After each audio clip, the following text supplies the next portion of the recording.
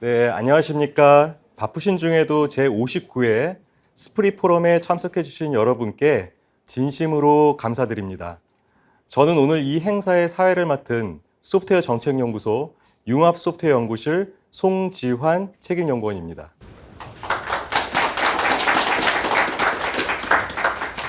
스프리 포럼은 소프트웨어 산업의 기술, 정책, 인력, 시장 등에서 논의되고 있는 현안에 대해 이해를 높이고 관련 전문가들의 의견을 공유함으로써 소프트웨어 산업 발전에 기여하고자 2014년 연구소 개소부터 시작되었습니다. 이렇게 소프트웨어와 관련된 다양한 주제를 논의했던 스프리 포럼은 여러분의 관심과 참여 덕분에 지금까지 이어지고 있습니다. 바로 직전 스프리 포럼에서는 최근 엄청난 관심을 받고 있는 생성 AI를 주제로 유익한 시간을 보냈습니다. 오늘 스프리 포럼 주제는 메타버스 2라운드 어떻게 준비해야 하는가입니다. 메타버스는 코로나 시기를 거치면서 물리적 제약이 없는 현실 공간의 대안으로서 많은 관심을 받았습니다. 하지만 코로나 이후에는 기술적 한계, 비대면 가치를 넘어선 지속적인 활용 가치 창출 등의 어려움을 겪으면서 향후 메타버스 전망에 대한 비판적인 시각들이 커져왔습니다.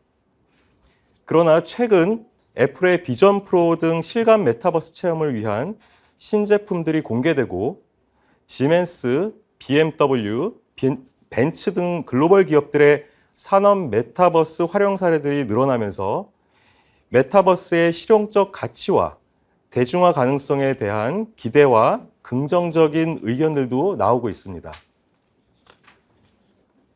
자, 이러한 배경에서 오늘 포럼에서는 코로나 시대의 메타버스를 1라운드라고 본다면 코로나 이후의 메타버스를 2라운드로 보고 그간 메타버스의 변화와 발전 전망, 메타버스 기업의 성장 전략, 메타버스 산업 지원을 위한 산업 분류 체계에 관한 발표 및 토론을 진행하고자 합니다.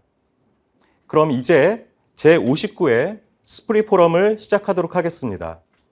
먼저 바쁜 일정에도 불구하고 이 자리를 빛내주기 위해 참석해 주신 발제자 및 토론자 여러분들을 소개해 드리겠습니다.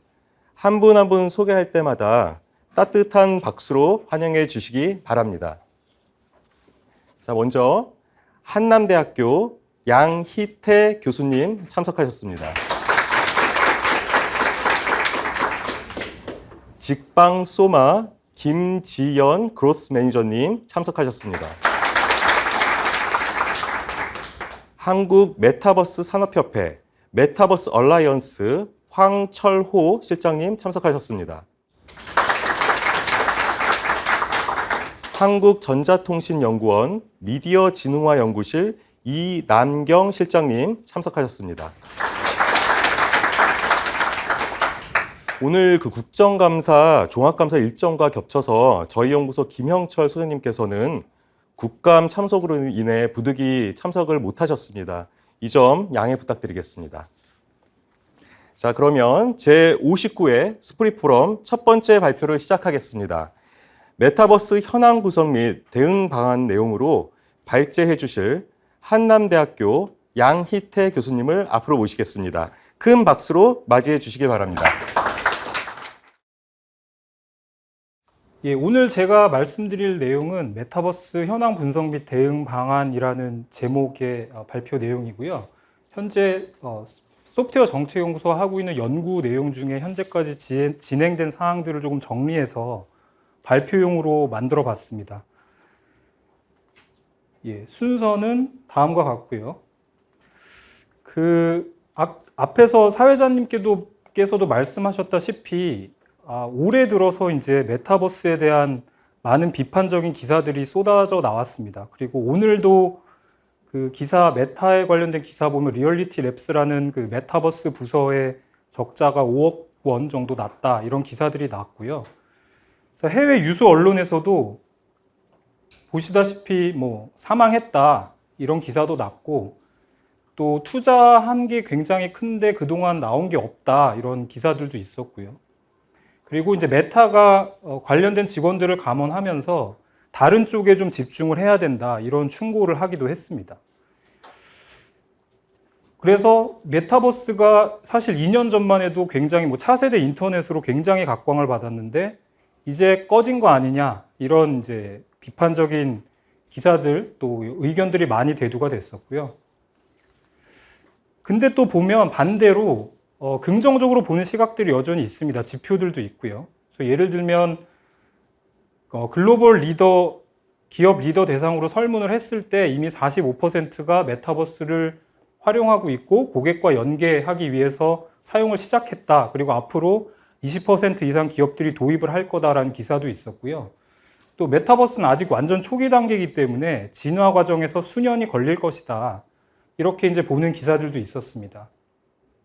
그래서 앞으로 더 시간이 지나면서 자연스럽게 사람들의 어떤 소비자들의 니즈에 부합할 만큼 성장할 거다, 이렇게 이제 보는 시각들도 있습니다. 그리고 앞서 말씀하신 대로 산업용 메타버스 쪽에서 충분히 가치를 실현할 수 있을 거다, 이런 이제 기사들도 나왔습니다. 그래서 본 연구에서는 오늘 발표 내용은 현황을 좀 기업 기술 시장 관점에서 한번 살펴보고요. 또 유사 생태계가 그 기술 수용 주기 이론에 따라서 어떻게 캐즘을 극복하고 매스마켓으로 들어갔는지를 좀 살펴봐서 대응 방안들을, 현재까지는 가설적인데요, 대응 방안들을 좀 말씀드리고 논의 주제를 간단히 말씀드리는 것으로 마무리하겠습니다. 먼저 메타인데요. 기업 동향 중에서 이제 메타를 먼저 보시면은, 메타는 사실 2년 전에 기업명을 페이스북에서 메타로까지 바꾸면서 메타버스에 어떻게 보면 붐을 일으킨 회사인데 실적은 좋지 않습니다. 아까 말씀드린 대로 계속 적자가 나고 있고, 호라이즌 월드라는 메타버스 플랫폼, 메타의 메타버스 플랫폼 같은 경우에 자기네들이 말했던 월 이용자 수 목표의 이제 절반에도 미치지 못하는 이용자 수를 기록하고 있습니다. 그래서 메타도 이 정도인데 그러면 메타버스는 진짜 좀 이제 어려운 거 아니냐, 이런 시각들이 있는데 반대적인 시그널들도 있습니다. 그래서 CTO, 메타의 CTO 같은 경우 작년 말에 올해도 2023년에도 메타의 비용 중 20%는 리얼리티 랩스에 투자하겠다고 얘기를 했었고요. 또 10월에, 이번 달이죠, 메타 퀘스트 3도 출시가 됐습니다. 그 외에 스마트 글래스도 별도로 또 공개를 했었고요. 또 이 호라이즌 월드 같은 경우에도 가입자 기반 확대를 위해서 여러 가지 노력을 하고 있습니다. 첫 번째는 이용 연령을 조정을 해서 낮춰서 이용자군을 좀 더 끌어들이려고 하고 있고요. 또 헤드셋을 쓰고 사용하는 불편함이 있기 때문에 웹이랑 모바일 버전으로 만들어서 사용자군을 늘리려는 노력들도 하고 있습니다. 그리고 지난달에 저커버그가 그 팟캐스트 방송에서 이 사람을 실시간으로 스캐닝을 해서 3D 공간 안에서 서로 인터뷰하는 영상을 찍었는데, 그 인터뷰어와 저커버그가 서로 굉장히 놀라면서 이렇게 신기해하면서 인터뷰하는 장면도 유튜브에 올라와 있는데요. 이 기술 같은 경우에도 메타가 수년 전부터 연구하고 있는 기술입니다. 그래서 이런 것들도 공개하는 것을 보면은 여전히 메타는 메타버스를 자기네들의 어떤 중심 사업으로 생각하고 있다라고 생각해 볼 수 있겠고요. 마이크로소프트 같은 경우에는 직원을 올해 초에 10,000명을 감원시켰고, 또 마찬가지로 본인들이 인수한 기업의 알트스페이스라는 VR 서비스를 종료를 했습니다. 하지만 올해 초에 월스트리트저널과 인터뷰에서 여전히 메타버스 하드웨어 소프트웨어 쪽에 전념하고 있다라는 언급을 했었고요. 또 산업용 클라우드 부사장의 경우에는 마이크로소프트 블로그에 마이크로소프트가 산업용 메타버스 솔루션들이 이런 게 있다라고 6가지를 상세하게 소개를 하기도 했습니다. 그리고 이번 달에 여러분들도 아실 것 같은데요, 블리자드라는 그 큰 게임 회사를 인수를 완료를 했습니다. 굉장히 큰 거래 규모였고요. 미국 IT 기업 M&A 중 최대 규모라고 알려져 있습니다. 그리고 이 인수를 막 시작하던 시점에 마이크로소프트가 인터뷰를 했는데, 원래 마이크로소프트는 게임 강자잖아요. 그래서 이 인수를 통해서 게임 사업 성장도 가속화하고 플러스 메타버스의 구성 요소로도 제공할 거다, 이렇게 얘기를 했습니다. 그래서 이런 어떤 움직임도 마이크로소프트가 B2C에서 B2B로 메타버스의 사업 중심축을 조금 옮겨간다고 저희가 이제 해석을 하고 있고요. 뭐 접었다거나 포기를 했다거나 이렇게 이제 보지 않아도 될 여러 가지 근거들이 이렇게 나와 있습니다. 우리나라 같은 경우에는 제페토라고 여러분도 들어보셨을 겁니다. 굉장히 성공적인 메타버스 플랫폼으로 예시로 많이 나오고 있는데 그 네이버 Z로 이제 분사를 시켜서 운영 중이었습니다. 근데 여전히 글로벌 기업들과 마찬가지로 계속 적자가 나고 있습니다.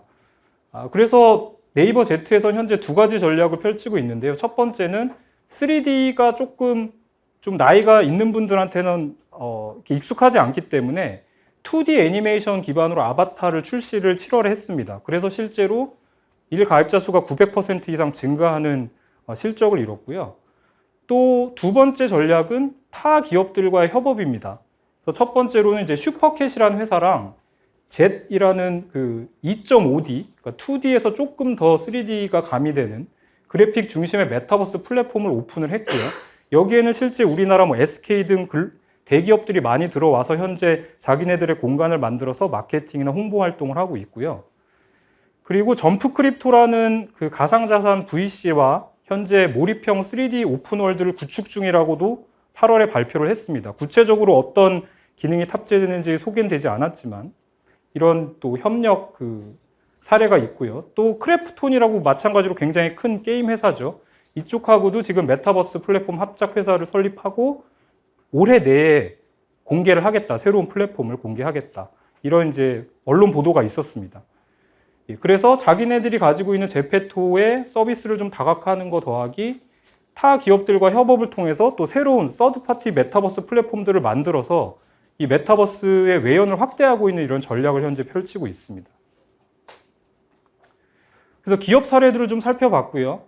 기술 동향을 살펴보면은 이 그림은 이제 메타버스 기술 분류 체계, 생태계 또는 가치 사슬을 얘기할 때 굉장히 많이 인용되는 그림인데 이 그림을 굳이 가져온 이유는 뭐 하나하나를 설명드리기보다는 메타버스라는 게 뭐 특정 단일 기술로 구현되는 게 아니라 굉장히 여러 가지 기술들이 복합적으로 이제 인테그레이션이 돼서 구현되는 것을 좀 보여드리고 싶어서 가져온 거고요.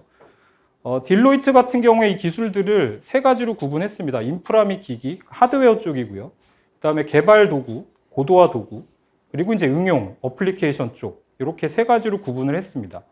그래서 하나하나 먼저 동향을 좀 살펴보면 간단히 대표적인 것만 살펴보면요. 첫 번째 인프라 및 기기 측면에서 여전히 고객들이 가장 불편함을 느끼는 거는 이제 헤드셋 부분이라고 생각이 됩니다. 그러니까 여전히 무겁고 오래 착용하기 힘들고 멀미가 나고 해상도가 떨어지고 시야각이 좁고 이런 이슈가 있습니다.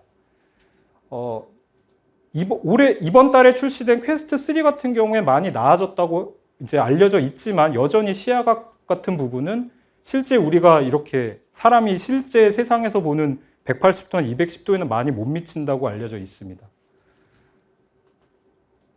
그리고 또 하나 기술적인 측면에서 봐야 될 게 메타버스가 기존 VR, AR하고 도대체 뭐가 다르냐라는 얘기를 할 때 많은 분들이 메타버스는 그 기술만이 아니고 그 안에서 돌아가는 뭐 블록체인 기반의 가상 어떤 경제 시스템이 차별화 포인트다 이렇게 얘기를 하시는데요.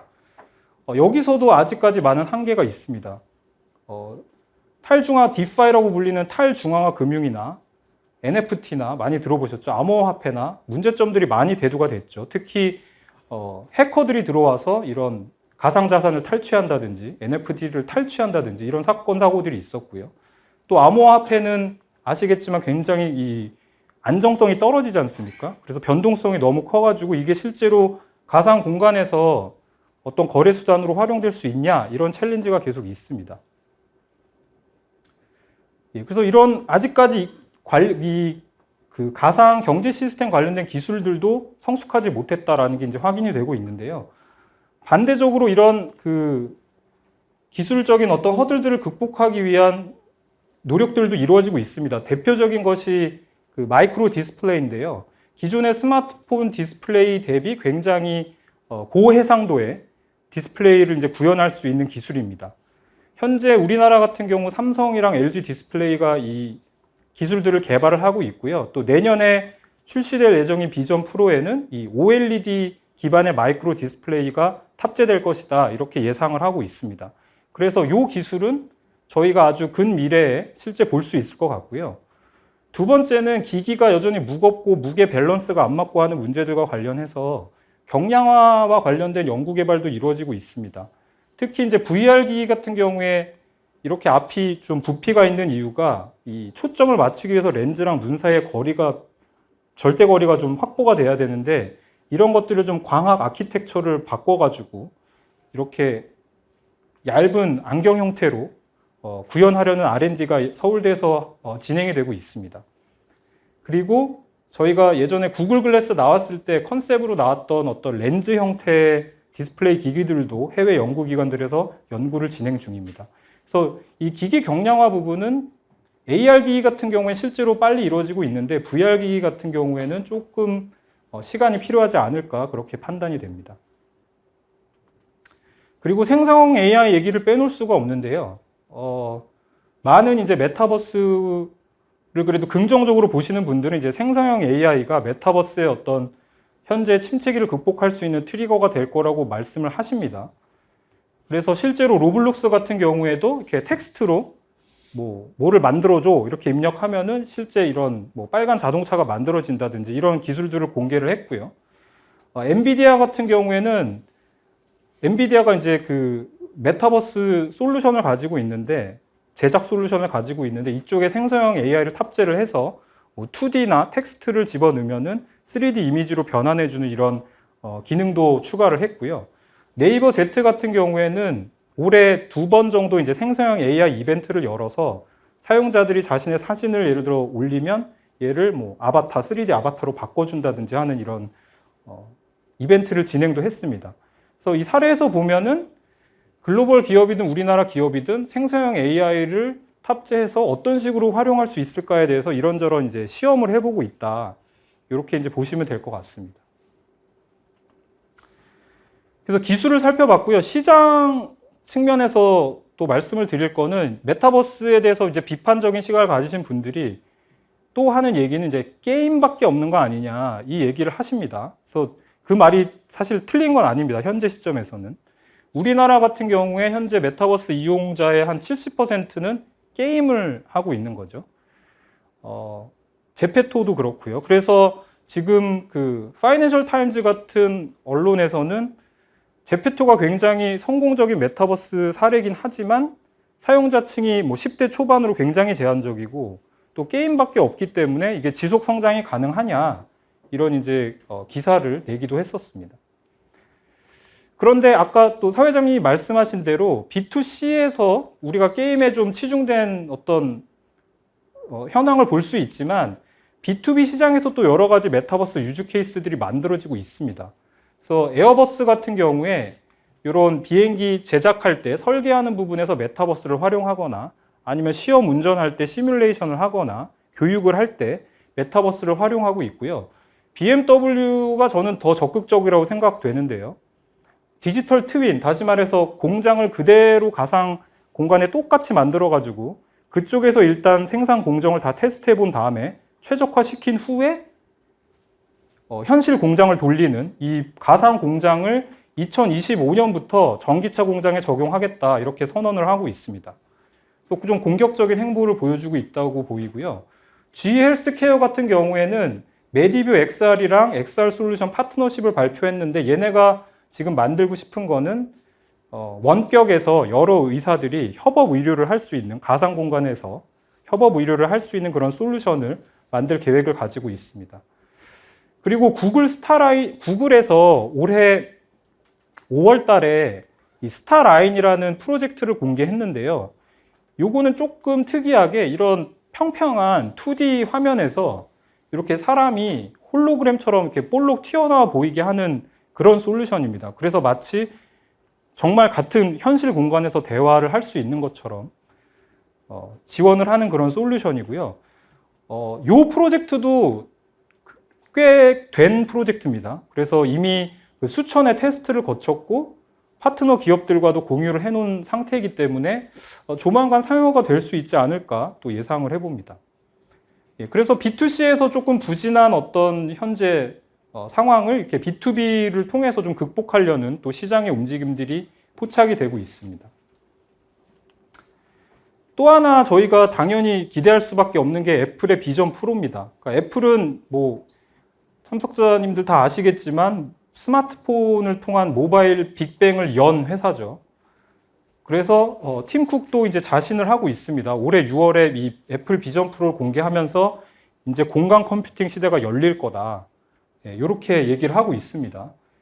그래서 애플은 여러분들 굉장히 그 고객 충성도가 높기 때문에 뭐 신 버전이 나오면 줄 서서 막 아침에 사잖아요. 그런 것처럼 저도 이제 혹시 이 애플 비전 프로도 내년에 출시가 되면 사람들이 줄 서서 사지 않을까? 만약에 그렇다면, 그리고 정말 기존과 다른 어떤 사용자 경험을 보여주면 메타버스 시장은 갑작스레 다시 리바운드 할 수 있다. 그런 생각도 하고 있습니다. 실질적으로 기술적으로도 많이 현재 나와 있는 제품보다 우위를 보이고 있고, 또 무시할 수 없는 게 애플의 앱 생태계지 않습니까? 그 앱 생태계를 그대로 이식해 오기 때문에 굉장히 파워풀한 기기가 될 수 있다, 서비스가 될 수도 있다라는 기대를 저도 가지고 있습니다. 실제로 업계의 평도 좋아서 이 애플 비전 프로가 출시된 달에 메타버스 업계가 투자받은 금액이 전달 3달 정도치를 다 합친 금액에 이제 투자를 받았다고 합니다. 그리고 또 하나 애플이 굉장히 전략적으로 보이는 게, 이 비전 프로는 이제 3D 어떤 그 영상을 소비하는 기기인데, 올해 출시된 아이폰 그 15 프로에 이 카메라를 탑재를 했는데요. 메인 카메라가 있고 초광각 카메라가 있어서 이 카메라를 가지고 촬영을 하면은 3D 영상을 이제 만들어낼 수가 있습니다. 다시 말해서 애플은 자기네 기기로 3D 컨텐츠를 만들고 소비하는 것까지 고려를 한 것이죠. 실제로 그 임원도 얘기를 했습니다. 본 기능은 공간 컴퓨팅을 위한 기능이라고 얘기를 했고, 실제 이런 시나리오도 영상에서 보여줬기 때문에 컨텐츠 소비뿐만 아니라 생성까지도 본인들이 하겠다, 이런 어떤 생태계를 만들겠다라는 전략을 볼 수가 있고요. 어떻게 보면 유튜브의 그 3D 버전으로 볼 수 있는 거죠. 그러니까 사용자가 만들고 사용자가 소비하는 그런 생태계를 노리고 있다고 생각이 됩니다. 또 하나 저희가 봐야 될 게 표준화인데요. 표준. 지금 메타버스가 조금 침체된 이유 중에 하나가 메타버스 기기 간 또는 플랫폼 간 상호 호환, 운용이 안 돼서 문제가 있다라는 시각도 있거든요. 그래서 예를 들면 뭐 제페토에서 산 가상 아이템을 뭐 로블록스 가서 사용한다든지, 이렇게 상호 운용성이 확보가 돼야 된다, 서로 개방을 해야 된다, 이런 주장들이 나오고 있는데, 그런 주장에 발맞춰서 이런 표준 관련된 이제 기구들이 등장을 했습니다. 그래서 작년 6월에 엔비디아, 메타, 마이크로소프트 등 33개 기업이 메타버스 스탠다드 포럼이라는 걸 발족을 시켰고요. 여기서는 표면적으로는 이렇게 주장합니다. 본인들이 새로운 기술 표준을 만들려는 게 아니고 기존에 나와 있는 표준들을 이렇게 통합하겠다, 이렇게 얘기를 하고 있고요. 또 2달 전에는 그 애플, 픽사, 어도비, 엔비디아 같은 기업들이 AOUSD라는 얼라이언스를 또 공개를 했습니다. 그래서 이쪽은 픽사에서 만든 USD라는 기술을 메타버스의 어떤 표준으로 만들려고 밀려고 하는 그런 얼라이언스인데, 모르겠습니다. 어떤 언론에서는 이 두 포럼, 얼라이언스가 경쟁 관계에 있다고 보고 있기도 하고요. 그래서 실제로 어떻게 흘러갈지는 좀 두고 봐야 될 것 같은데, 아무튼 리딩 기업들이 이렇게 글로벌 표준을 수립하기 위해서 적극적으로 움직임을 보이고 있다라는 것을 좀 이렇게 말씀을 드리고 싶었습니다. 그래서 종합을 해보면은 저희는 기업, 기술, 시장 관점에서 봤을 때 물론 현재 좀 부정적인 어떤 시그널도 있고, 하지만 여전히 미래 성장 가능성을 긍정적으로 보는 신호들도 잡히기 때문에 지금은 업앤다운이 이렇게 왔다 갔다 하는 과도기적인 부침 단계다. 그래서 현재는 성장통 기간이다. 이렇게 이제 저희 연구에서는 정의를 했습니다. 그러면 다른 생태계들은 어떻게 이 성장통을 극복하고 대중시장으로 들어왔는가, 아니면 성장통 기간을 실제로 겪었는가를 좀 기존 사례를 통해서 확인을 해봤습니다. 스마트폰은 아시겠지만 PDA에서 시작이 됐죠. 그리고 블랙베리 폰이 있었습니다. 굉장히 사실은 성공적인 폰이었고 전 세계 1,900만 명이 사용할 정도였으니까요. 다만 그때는 직장인들이 주로 사용했고, 주로가 아니라 직장인들만 사용했죠. 그리고 업무용으로 활용이 됐는데 이제 아이폰이 등장하고 안드로이드 폰이 연이어 나오면서 대중시장으로 넘어왔죠. 근데 이 넘어오게 된 계기는 기술적으로도 뭐 터치 스크린 같은 것들 하드웨어적인 게 있었지만 앞에서 말씀드린 이 앱 생태계가 만들어지면서 이용자 입장에서는 이 다양한 서비스들을 굉장히 저렴한 가격에 아니면 무료로 사용할 수 있는 그런 새로운 가치를 이제 경험을 한 것이고요. 그러면서 현재는 뭐 55억 명이 이제 거의 뭐 다 사용하는 그런 시대가 접어들었고요. 패드, 태블릿도 마찬가지라고 생각이 됩니다. 태블릿이 처음에 애플 뉴턴 메시지 패드라는 게 1993년에 출시가 됐습니다. 기억을 아마 못 하시겠지만. 근데 이때는 필기 인식률이 굉장히 낮았고요. 가격도 그 당시 뭐 $600로 굉장히 높았다고 합니다. 그래서 실제 5년 만에 단종이 됐고요. 그러면 얘는 어떻게 캐즘을 뛰어넘었냐? 아이패드가 등장하면서 여전히 저도 기억나는 게 스티브 잡스가 이제 프레젠테이션 할 때 이렇게 편한 의자, 1인용 소파 같은 데 앉아가지고 얇은 이 봉투에서 꺼내면서 이렇게 미디어를 보는 뭐 이런 컨셉을 얘기를 했었죠. 예. 그래서 집안에서 그냥 편하게 미디어를 시청하는 그런 기기로 사실 스티브 잡스는 포지셔닝을 했는데 실제로는 활용성이 굉장히 다양화됐죠. 그래서 이동 중에도 사용하고 지금도 아마 사용하시는 분들이 계실 거고 업무용으로도 사용하고 교육용으로도 사용하고 예를 들면 병원 솔루션에도 들어가고 예, 완전히 모든 산업에서 사용이 되기 시작했습니다. 이럴 수 있었던 이유 중에 하나는 기기 자체가 좋은 것도 있지만 마찬가지로 이제 앱 생태계가 모바일 앱 생태계를 그대로 이식을 받아가지고 다양한 업무용 어플리케이션들을 사용할 수 있었던 것, 교육용 어플리케이션을 사용할 수 있었던 것들이 또 이런 그 트리거가 됐죠. 그래서 현재 애플은 광고도 여러분 보셨을 텐데 패드라고 얘기 안 합니다. 이제 컴퓨터라고 얘기합니다. 이게 컴퓨터다. 그래서 노트북, 뭐 PC, 데스크탑 이게 아니라 이제는 태블릿이 컴퓨터다. 그냥 이렇게 얘기를 하고 있습니다. 그러면서 초기 어떤 포지셔닝 대비 굉장히 사용성을 확장을 시켜서 캐즘을 뛰어넘었고요.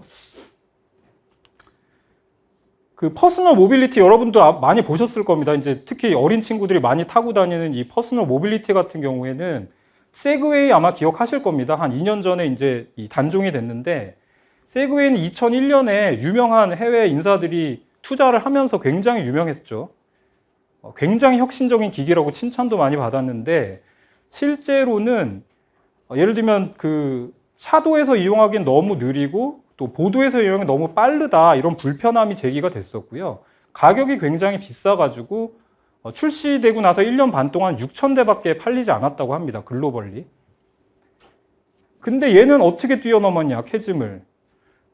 사실 기술적으로는 크게 바뀐 게 없습니다. 여전히 퍼스널 모빌리티 이런 전동 킥보드 같은 거 타고 다니면서 넘어지고 사고 많이 나고 있는데 여기서 주목할 거는 비즈니스 모델 자체가 바뀌었다는 거죠. 그러니까 공유 경제 개념이 들어오면서 기존에는 이걸 이제 사서 보유하면서 사용을 했어야 되는데 지금은 그냥 원하는 곳에서 타고 원하는 곳에서 놓고 거의 버리다시피 놓고 내리고 사용한 만큼만 지불하고 하는 이 비즈니스 모델의 혁신이 캐즘을 뛰어넘는 동기가 되었다. 그렇게 이제 저희는 판단을 하고 있습니다. 그래서 2027년에는 1억 3천만 명 정도 사용할 거다라는 전망이 나와 있고요. 시간 관계상 그 인공지능 넘어가겠습니다. 그래서 종합을 해보면은 메타버스 최신 동향 같은 경우에 기업들이 여전히 메타버스 사업을 계속 추진하고 있고 투자도 지속하고 있는 기조가 있고 또 기술적 허들 극복을 위한 R&D들도 아까 보셨다시피 기업 민간에서 또는 학계에서 진행이 되고 있고요. 또 다양한 B2B 유즈 케이스들도 나오고 있습니다. 공격적으로 많이 등장을 하고 있고 최근 들어 또 글로벌 기업들이 글로벌 표준 수립을 본격화하고 있습니다. 이런 긍정적인 움직임들이 있고요. 방금 보여드린 유사 생태계 캐즘 극복 사례를 보면은 대중시장 진입에 시간이 굉장히 오래 걸렸습니다. 그죠? 한 수십 년 이상 걸렸기 때문에 메타버스도 그럴 수 있다. 그러니까 일부 메타버스 서비스들은 단기간에 사용화될 수 있겠지만 우리가 궁극적으로 꿈꾸는 모습의 메타버스는 수년이 걸릴 수 있다라는 거는 저희가 이제 생각을 해봐야 될 것 같고요. 그리고 산업계의 다양한 비즈니스 모델 실험이 필요하다라는 거죠. 그러니까 기술적인 어떤 성숙도 중요하지만 비즈니스 모델을 어떻게 만드느냐에 따라 성공 사례들이 만들어질 수 있기 때문에 이 부분도 이제 여러 가지 실험이 필요하다라는 걸 알 수가 있습니다. 그래서 이런 내용들을 종합을 해서 저희가 현재 이제 대응 방안을 가설적으로 만든 거는 첫 번째는 정부가 좀 자생적 기업 생태계 구축 지원에 더 초점을 맞춰야 된다는 얘기입니다. 여기 담진 않았지만 저희가 산업계 분들 전문가 인터뷰도 했는데 동일하게 이제 말씀하고 계신 부분이 이거였습니다. 근데 또 어제인가요? 뭐 그 기사 보니까 또 공공 쪽에서 메타버스 플랫폼 만들겠다, 예산 투자하겠다 이런 기사들이 있더라고요. 그러니까 그런 것보다는 그런 것도 중요하지만 자생적으로 좀 우리나라 이 관련된 대중소기업들이 어떻게 경쟁력을 키우고 글로벌 기업들하고 경쟁할 수 있을지에 대해서 조금 더 초점을 맞출 필요가 있다고 보이고요. 국제표준 수립에 좀 더 적극적으로 대응해야 된다. 현재 대응하고 있는데 아직까지 그 현장의 목소리는 좀 더 많은 전문가분들, 기업들이 들어와서 목소리를 내야 된다라는 얘기가 있었습니다. 이 부분을 좀 지원을 해야 된다라는 생각이고요. 산업계 쪽에서는 메타버스가 이제 처음에 막 용어가 나오고 할 때는 뭐 게이미피케이션처럼도 해보기도 하고 마케팅에도 사용하고 막 이랬는데 어차피 앞에서 본 것처럼 여러 기술들이 단계적으로 성숙이 되기 때문에 그 성숙도를 고려를 해서 그리고 본인들이 가지고 있는 코어 비즈니스 모델들을 고려를 해서 좀 단기적인 또 중장기적인 대응 방안을 좀 마련해야 된다라는 안을 좀 말씀을 드리고요. 또 제품 혁신뿐만 아니라 아까 앞에서 보면 업무 프로세스를 효율화하고 혁신하는 데도 많이 활용하기 때문에 이런 쪽에서도 좀 어떻게 활용할지 고민이 필요하다라는 말씀을 좀 드리고 싶습니다. 그리고 학계 연구계 같은 경우에 사실상 이제 공공연구소에서 하는 연구 과제, 그러니까 기술 R&D의 경우에 이제 민간과 크게 차별화되지 않는 부분이 있습니다. 그래서 현장에서도 좀 장기 도전형 연구 개발을 해달라. 단기적인 R&D는 우리가 그냥 할 테니까 좀 장기적인 도전형 연구를 해달라. 이런 말씀이 좀 있으셔서 요 내용을 담았고요. 그 다음에 이제 사회과학 쪽에서는, 그러니까 소프트웨어 정책연구소 같은 곳이죠. 이쪽에서는 저희가 결국 메타버스를 중장기적으로 대응해야 되기 때문에 기술 성숙도를 예를 들면 어떻게 측정할 건지 아니면 시장 수용성을 어떻게 측정할 건지 이런 부분에 대해서 아마 좀 디테일한 데피니션이 필요하다는 생각이 듭니다. 그래서 이런 부분들, 이런 어떤 기준을 가지고 우리가 틀을 만들면 우리가 좀 더 전략적으로 이제 단기적으로 또는 중장기적으로 대응을 할 수 있기 때문에 이런 부분들도 준비가 필요하다. 이런 좀 방안을 만들어 봤습니다. 네, 그래서 논의 주제 아마 뒤에서 얘기를 할 것 같은데 4가지 정도 뽑아봤는데요. 첫 번째는 아까 팀 쿡이 얘기한 것처럼 그러니까 IBM PC가 등장을 하면서 디팩토 스탠다드로 확 퍼져서 컴퓨터 시대가 열렸고 아이폰, 안드로이드 폰이 등장하면서 모바일 시대가 열렸고 그러면 이제 메타버스를 통해서 아니면 비전 프로를 통해서 공간 컴퓨팅 시대가 열릴까에 대해서 한번 좀 이렇게 여쭤보고 싶은 게 있고요. 또 하나는 메타버스가 기존의 인터넷 서비스와 차별화된 게 뭐냐? 특히 앞에서 말씀드린 그런 가상 경제 시스템이 정말 메타버스의 핵심적인 차별화 포인트냐? 이 부분에 대해서도 조금 의견을 들어보고 싶은 게 있고 또 말씀드린 대로 생성형 AI가 메타버스를 다시 리바운드 시킬 거다라는 의견이 있는데 과연 그럴 것이냐? 라는 부분이 있고요. 마지막으로 저희는 이제 연구에서 현재가 메타버스 성장통 기간이라고 정의를 했기 때문에 그러면 정부가 이 성장통 기간 동안 어디에 더 초점을 맞춰서 어디에 더 자원을 집중해서 지원을 해야 되냐. 이 부분에 대해서 조금 논의를 하고 싶어서 이런 주제 4가지를 뽑아봤습니다. 이상 발표 마치겠습니다. 감사합니다. 네, 메타버스 현황 분석 및 대응 방안 내용으로 발표해 주신 양희태 교수님께 다시 한번 큰 박수를 부탁드리겠습니다. 자, 다음은 직방 가상 오피스 소마의 메타버스 성장 전략 내용으로 두 번째 발제를 해주실 직방 소마의 김지연 그로스 매니저님을 앞으로 모시겠습니다. 큰 박수로 맞이해 주시길 바랍니다. 네, 오늘 저희는 이제 메타버스라는 기술을 융합해서 실제로 프로덕트랑 서비스를 하고 있는 회사이기 때문에 저희가 마켓에서 어떤 서비스를 지금 하고 있고 프로덕트를 경험하신 고객들이 어떤 반응을 보여주고 있고 그리고 저희가 한 2년 넘게 이 프로덕트를 이제 발전시켜 오면서 어떤 부분이 저희한테 도전 과제였고 해결해 가고 있는지 이런 부분에 대해서 조금 설명을 드리고자 합니다. 프레젠테이션을 준비를 했는데 시간이 허락을 하면 저희가 지금 실제 운영하고 있는 프로덕트를 데모를 좀 보여드리고 싶어가지고요. 영상이랑 실제 저희 한 400명 정도 되는 직방 직원들이 근무하고 있는 모습도 좀 이따 같이 보여드릴 수 있도록 하겠습니다. 앞에 교수님께서 많이 말씀을 해주셨지만 메타버스라는 좋은 기술이 있는데 그 기술을 시장에서 어떤 문제를 해결하기 위해서 우리가 쓸 것인가 라는 거에서 직방의 이 소마라는 프로덕트는 시작을 한 것 같아요. 그래서 이 부분을 어떻게 설명을 드릴까라고 하다가 이제 마크 저크버거가 이제 처음에 메타라는 회사를 설립을 하면서 이제 몇 가지 이야기를 한 쿼트를 좀 보면은 우리가 메타버스가 산업에 어떤 문제를 풀려고 노력하고 있고 노력해 가야 되는지를 좀 볼 수 있을 것 같아서 요 장표를 넣어봤고요. 소마도 동일합니다. 저희가 사실은 이제 소마가 5월 2,000명 이상의 유저들이 사용하는 플랫폼이다 보니까 메타의 아바타를 만드는 팀과도 이제 만나보기도 했고, 로블록스나 유니티, 아고라 같은 여러 가지 영상, 화상회의 툴, 그리고 3D 기술을 가진 회사들이랑도 좀 많이 미팅도 하고 이야기를 했었어요. 근데 그때마다 그들이 했던 이야기는, 이 기술을 누군가 실제로 사용하는 게 굉장히 중요하다. 실제로 누군가가 사용을 하고 메타버스로 만들어진 플랫폼이나 가상 공간 안에서 이야기를 하고 커뮤니케이션 하고 트래픽을 만들고 트랜잭션이 일어나는 그것들을 만들어내는 실제 유용 사례들을 만들어 가고 싶다라는 게 가장 큰 포인트였던 것 같아요. 그래서 소마도 이런 어떤 시장의 문제를 우리가 메타버스라는 기술을 이용해서 풀 수 있냐라는 포인트에서 시작을 한 것이고요. 아까 교수님께서도 발표할 때 말씀을 해주셨지만 산업계에서 혹은 이제 커머스 안에서 이 메타버스 기술이 가장 잘 사용되고 있는 건 사실 디지털 트윈인 것 같아요.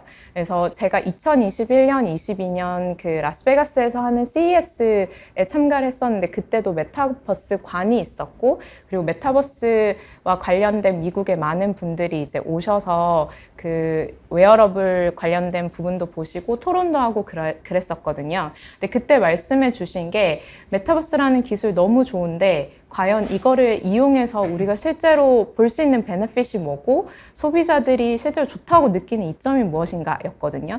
근데 나사를 포함해서 아까 에어버스 이야기도 해주셨지만 실제로 공학 쪽이나 건설이나 혹은 다양한 방산 이런 쪽에서는 현실적으로 오프라인에서 저런 기계 같은 것들을 만들어서 테스트하는데 시간과 물리적인 자원이 너무 많이 들어가기 때문에 그걸 가상현실에서 만들어보고 시뮬레이션 하는 그것들을 실제로 업계에 쓰고 계신 것 같고요. 그러면 저희는 이런 이제 건설이나 방산, 항공 이런 쪽이 아니기 때문에 우리는 메타버스를 어떻게 사용할 수 있을 것인가. 그래서 저희는 일하는 방식에 대해서 메타버스가 굉장히 많은 변화를 줄 수 있다고 생각을 했고 그래서 소마라는 프로덕트를 만들게 되었는데요. 소마는 한마디로 말씀드리면 가상에서 오피스 공간을 주고 거기에 사람들이 모여서 일을 할 수 있는 프로덕트인데요. 지금 최근에 미국에서 보면 한 2, 3년 정도 저희가 팬데믹을 겪으면서 많은 사람들이 이제 집에서 원격 근무, 재택근무라는 것을 시작을 했었는데 최근에는 이제 화상회의 툴을 만드는 줌이라는 회사조차도 RTO라고 해서 리턴 투 오피스라고 이제 다시 사무실로 와서 전통적인 근무를 해라라고 말을 하고 있거든요. 이 의미는 사실 원격 근무를 어쨌든 자이든 타이든 환경의 변화에 의해서 하게 됐기는 했지만 실제로 물리적인 로케이션이 떨어져서 근무를 하다 보니 커뮤니케이션이나 팀들의 그런 컬처를 만드는 것들이나 이런 것들에 회사들이 많은 어려움을 겪었다는 것을 방증을 하고 있습니다. 근데 과연 이 리턴 투 오피스라고 해서 현실적으로 전통적인 사무실 근무를 다시 하는 게 베스트 옵션인가? 저는 그것도 아니라고 생각을 하거든요. 그래서 많은 이제 젊은 세대들이 다시 미국의 이런 빅테크 회사들이 전통적인 사무실로 돌아오라라고 하니까 지금 그림에 보여져 있는 피켓을 들고 시위도 샌프란시스코에서 하고 있고요. 이렇게 다시 사무실로 돌아오라는 이 스테이트먼트가 회사에서 내려지자마자 많이 사임도 하고 회사를 옮기기도 하고 그러고 있습니다. 그러면 과연 소마는 메타버스 기술을 이용해서 이걸 어떻게 해결하고 싶어 할까요? 그래서 저희는 메타버스라는 것 자체가 어쨌든 가상으로 이제 공간을 만들어 줄 수 있는 거기 때문에 현실과 동일한 가상의 사무실을 제공하면 그 직원들이 본인의 로케이션을 이제 포기하지 않고 다른 로케이션에서 뭐 뉴욕에 있는 친구가 라스베가스에 있는 사무실에서 근무하는 것과 동일한 효과를 낼 수 있는 거죠. 그래서 가상의 사무실에서 물리적인 로케이션에 제약받지 않고 일하는 요것을 메타버스라는 기술만이 해결해 줄 수 있다고 생각을 하고 있습니다. 저희가 이제 화상회의로 줌이나 구글밋 같은 걸 되게 많이 하는데 그때는 사실 회의 아젠다가 있으면 그 회의만 잠깐 하고 나오게 되잖아요. 근데 실제로 직방은 소마에서 오전 9시 반부터 오후 6시 반까지 400명이 넘는 직원들이 그 각자의 테이블에 앉아서 일을 하고 있거든요. 그래서 그 말은 내 옆에 동료가 지금 있는지 부재 중인지 그리고 내가 뭐 회의까지는 아닌데 잠깐 1, 2분 뭔가를 물어보고 싶을 때 오프라인 근무처럼 바로바로 가서 물어볼 수 있고 답을 받을 수가 있다는 뜻이기도 합니다. 그래서 저희는 이런 문제를 해결하기 위해서 소마라는 프로덕트를 만들게 되었고 이 챌린지들은 앞에서 제가 구두로 설명드린 이제 실제로 원격 근무를 했을 때 이런 소통의 부재 같은 문제들 그리고 전통적인 사무실로 왔을 때에도 어쨌든 물리적인 공간에 제한이 있다거나 뭐 저처럼 미국에서 주로 근무를 하는데 한국 회사에서 고용을 해야 되는 상황이라던가 이런 인재풀 고용 어려움 같은 것들도 있고 그리고 이제 비용적인 절감의 부분들도 있죠. 여전히 오피스를 사용하게 되면 먼슬리로 엔트를 내야 되기 때문에 이런 문제들이 있는데 사실 소마를 사용하게 되면 메타버스 안에서 이런 문제들을 해결하는 베스트 옵션이 될 수 있다. 이런 거를 설명을 좀 드리려고 합니다. 그래서 아마 저희 프로덕트가 좀 궁금하실 것 같아요. 그래서 저희 프로덕트를 일단 이미지로 조금 먼저 설명을 드리고 영상을 좀 보여드리려고 하는데요. 저희는 실제로 들어가게 되면 왼쪽 상단에 보이는 것처럼 월드라는 공간이 나오게 되고요. 그 강남역이랑 비슷하게 저희가 설계를 한다고 설계를 해놨는데 보통 이제 통근을 하게 되면 지하철이나 버스 타고 뭐 강남역이면 강남역에 내려서 사무실까지 걸어가잖아요. 그래서 그거를 거의 비슷하게 구현을 하고 싶어서 그 월드라는 공간에 처음에 딱 떨어지게 되고 거기에서 걸어가거나 혹은 스쿠터를 만들어놔서 모빌리티를 타고 이제 직방 사무실이나 혹은 원하는 건물까지 가실 수 있게 되어 있습니다. 실제로 건물 안을 들어가 보면 프라이빗 오피스라고 하는 부분이 저희가 스탠다드로 가지고 있는 레이아웃이고요. 그 특정 도메인만 저 사무실에 출입이 허용이 된다라고 생각하시면 돼요. 예를 들면 직방.com이라는 도메인이 있어야지만 직방 사무실에 이제 출입이 허용되는 형태이고요. 그 사무실에 들어가게 되면 뭐 테이블이라던가 파드라고 해서 이제 폰부스 같은 것도 되어 있고요. 회의실이나 뭐 20명 정도 들어갈 수 있는 클래스룸 같은 것들이 구성이 되어 있습니다. 그리고 오른쪽 상단에 보시면 이벤트 홀이라고 되어 있는데 여기는 이제 한 500명 정도를 수용할 수 있는 홀이고요. 그 직방도 매월마다 이제 올 핸즈 타운홀 미팅이라는 걸 하기 때문에 전사 인원들이 저기에 모여서 이제 CEO가 전달하고자 하는 메시지를 듣기도 하고 그리고 저희가 사실 회사에서 일하면 우리 부서 빼고는 잘 이야기할 일이 없으니까 다른 부서들이랑 네트워킹 하거나 밍글링 하는 시간도 저기에서 갖곤 합니다. 네. 그래서 저희가 이따 비디오에도 보여드리겠지만 그 회사를 들어가서 출근을 해서 일을 하고 퇴근하는 우리가 오프라인에서 겪을 수 있는 경험들을 그대로 좀 복제해 놨다고 생각해 주시면 될 것 같아요. 그래서 출퇴근도 하고 회의도 진행할 수 있고 아까 말씀드린 전체 회의 미팅도 진행을 하고요.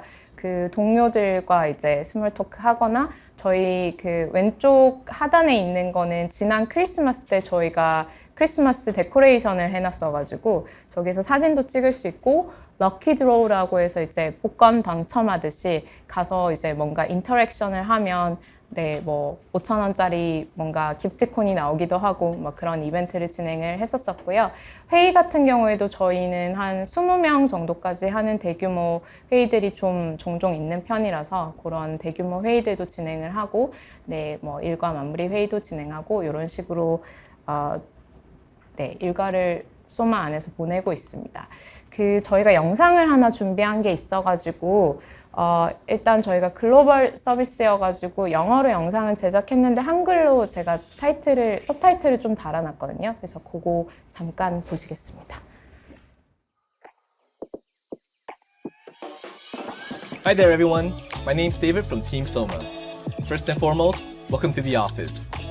Yes, this is our actual office, and yes, we do work here every day. Personally, I've been part of the team for the past 9+ months, and I can say I've easily worked in Soma close to 1,500 hours to date. In fact, everyone from our company, which is close to about 500 people, has been working exclusively here at Soma. But that's not all. There's thousands of active users from tons of other companies using Soma on average 7 hours daily. Here, you can see our team having an actual meeting. That's about 25 of us total, sitting in one meeting room. Now, most of us come to Soma from different cities and have never actually met in real life, but our work culture has never been better. For instance, our business lead Jack is all the way down in Jeju Island, which is the most southern part of Korea, hundreds of kilometers away from Seoul, where I live. Yet, we see each other every day and are very close. Now, Soma's not remote work. It's far from it. We may be distributed all around the world, but we're still collaborating and working together at the office every day. The only difference is our commute takes a few seconds rather than a few hours. Also, we're able to utilize the full benefits of being remote and the benefits of being in person as well. In the end, even though we're apart, Soma helps us feel like we're together. Both remote work and going back to the office have their pros and cons, but choosing one side will no longer be an option. Why not choose something that has the best of both worlds? Something like Soma.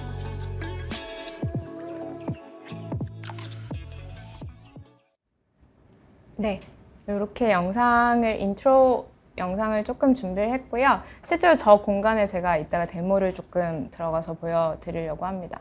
네, 이거는 저희 가장 스탠더다이즈된 레이아웃이어서 장표를 하나 넣어봤고요.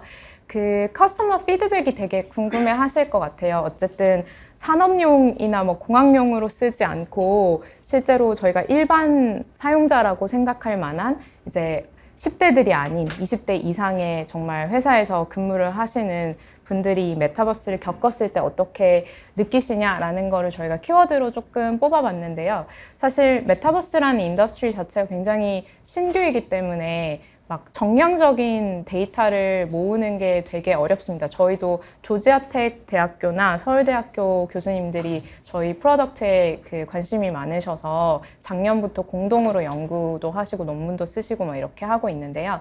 아직 정량적인 데이터 수집은 굉장히 어려워서 저희가 서베이를 좀 내부에서 쓰시는 유저들 대상으로 하고 있고 그때 나왔던 피드백 기준으로 조금 전달을 드리려고 해요.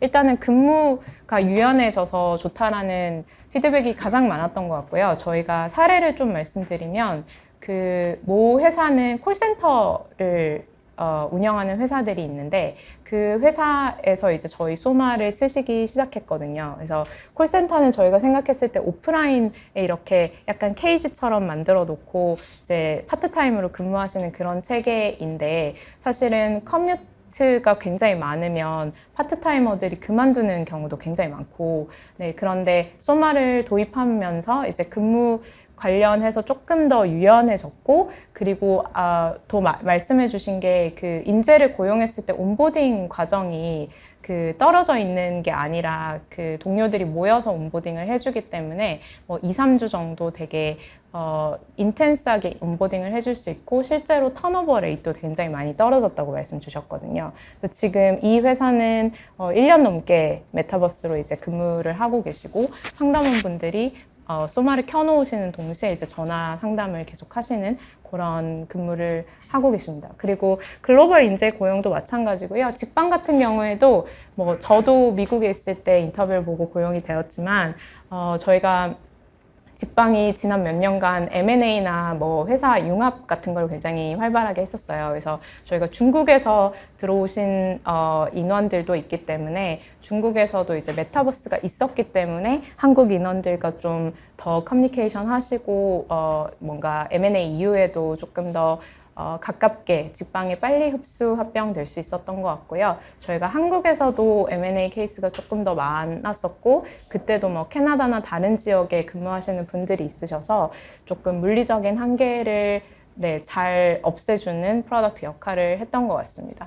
그 시간이나 비용 절감도 마찬가지로 회사 입장에서는 임대료도 굉장히 많이 줄었지만 사실은 이제 직원 입장에서도 통근 시간이 굉장히 많이 절약된 것 같아요. 그래서 최근에 저희 기사 찾아보시면 직방이 또 ESG 관련해서 이제 탄소 배출 감축과 관련된 내용들이 이제 보고서를 작성하고 있다, 발표할 거다 이런 내용들이 있는데 그 안에도 소마에 관련된 내용들이 굉장히 많이 들어갈 예정입니다. 어쨌든 저기가 출근을 하게 되면 뭐 버스나 지하철 그리고 좀 미국처럼 넓은 나라를 생각하면 비행기까지도 생각해 볼 수 있는데 이제 그런 교통수단을 쓰지 않고 집에서 본인이 있는 자리에서 바로 출퇴근할 수 있기 때문에 탄소 절감되는 양이 굉장히 많고 또 효과도 굉장히 크다고 이야기 드릴 수 있을 것 같아요.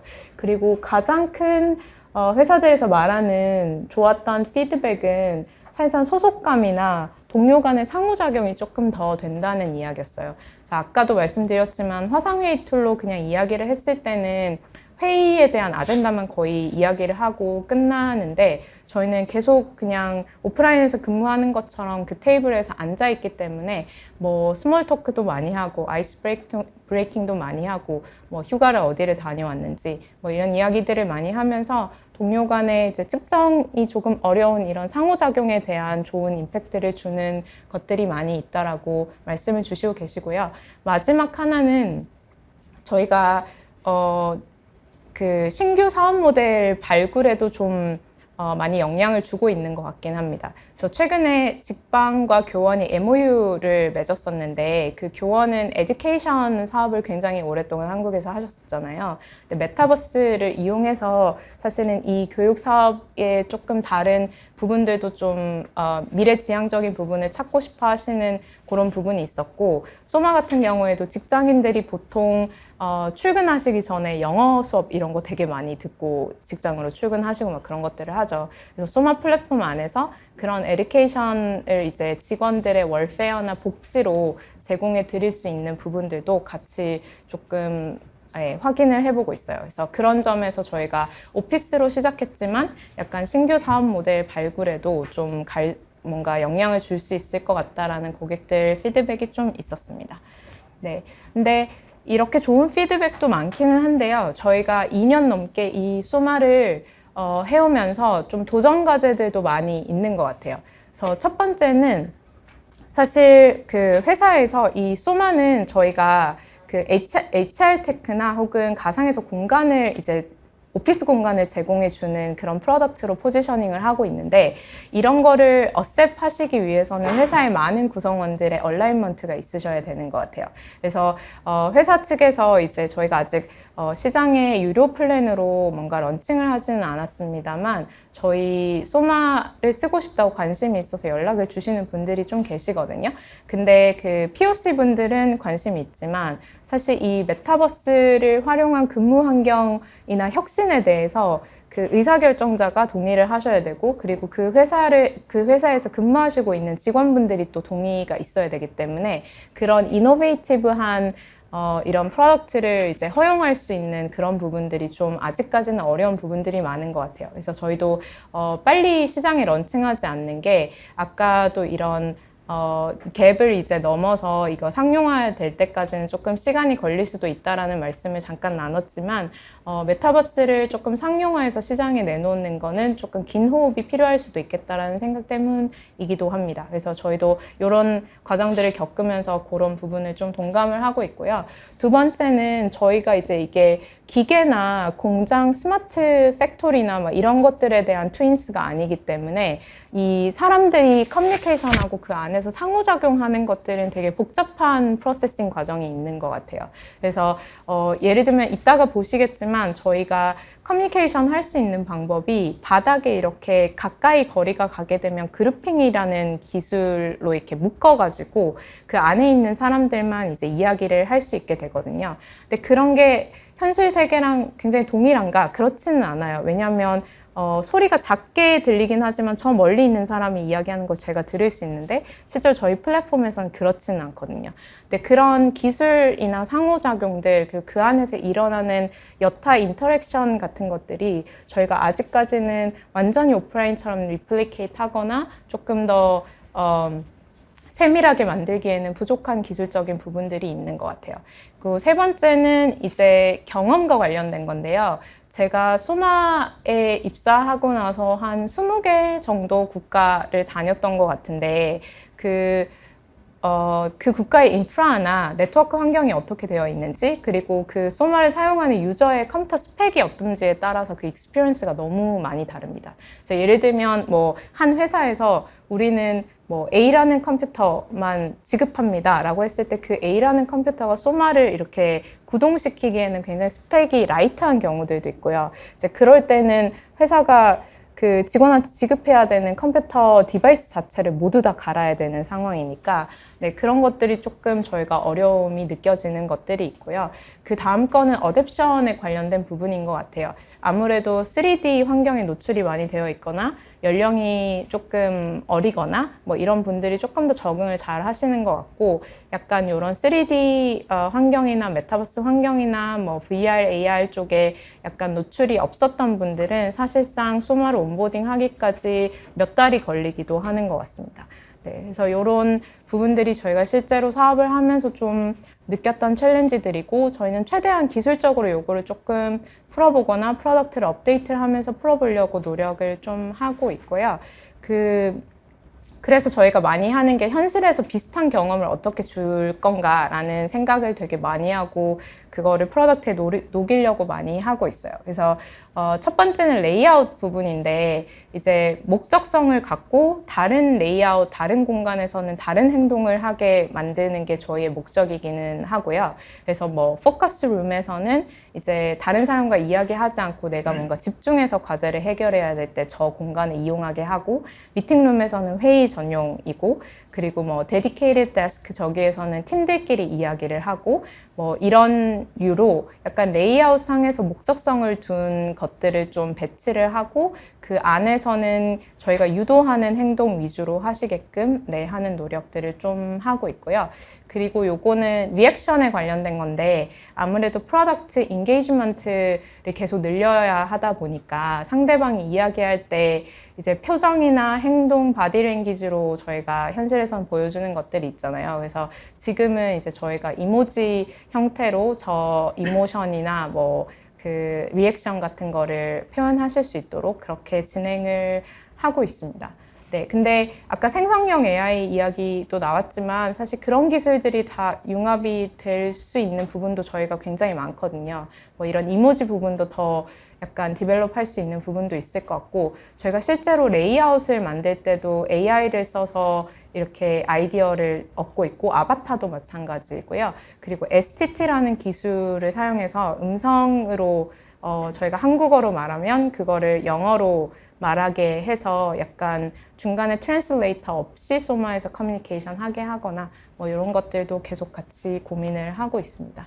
실제 저희는 누적 유저 수는 10,000명이 넘었고요. 그 월간은 한 2,000명 이상 지금 쓰고 있는 것 같아요. 그리고 저희가 일하는 공간으로 사용하는 플랫폼이다 보니까 일 평균 사용 시간도 꽤 이제 확보가 되는 편이고요. 그래서 저희의 지금 장점은 사실상 많은 유저를 확보하고 있고 트래픽이 나는 플랫폼이다라고 생각을 해주시면 될 것 같아요. 그래서 모 명품 회사도 작년에 저희랑 콜라보를 해서 그 이제 보통 프로퍼티 그 건물에 가면 이렇게 광고판을 두잖아요. 그래서 거기에 이제 광고 애들을 플레이 해보기도 하시고 트래픽이 나오다 보니까 그런 콜라보레이션도 좀 하고 있습니다.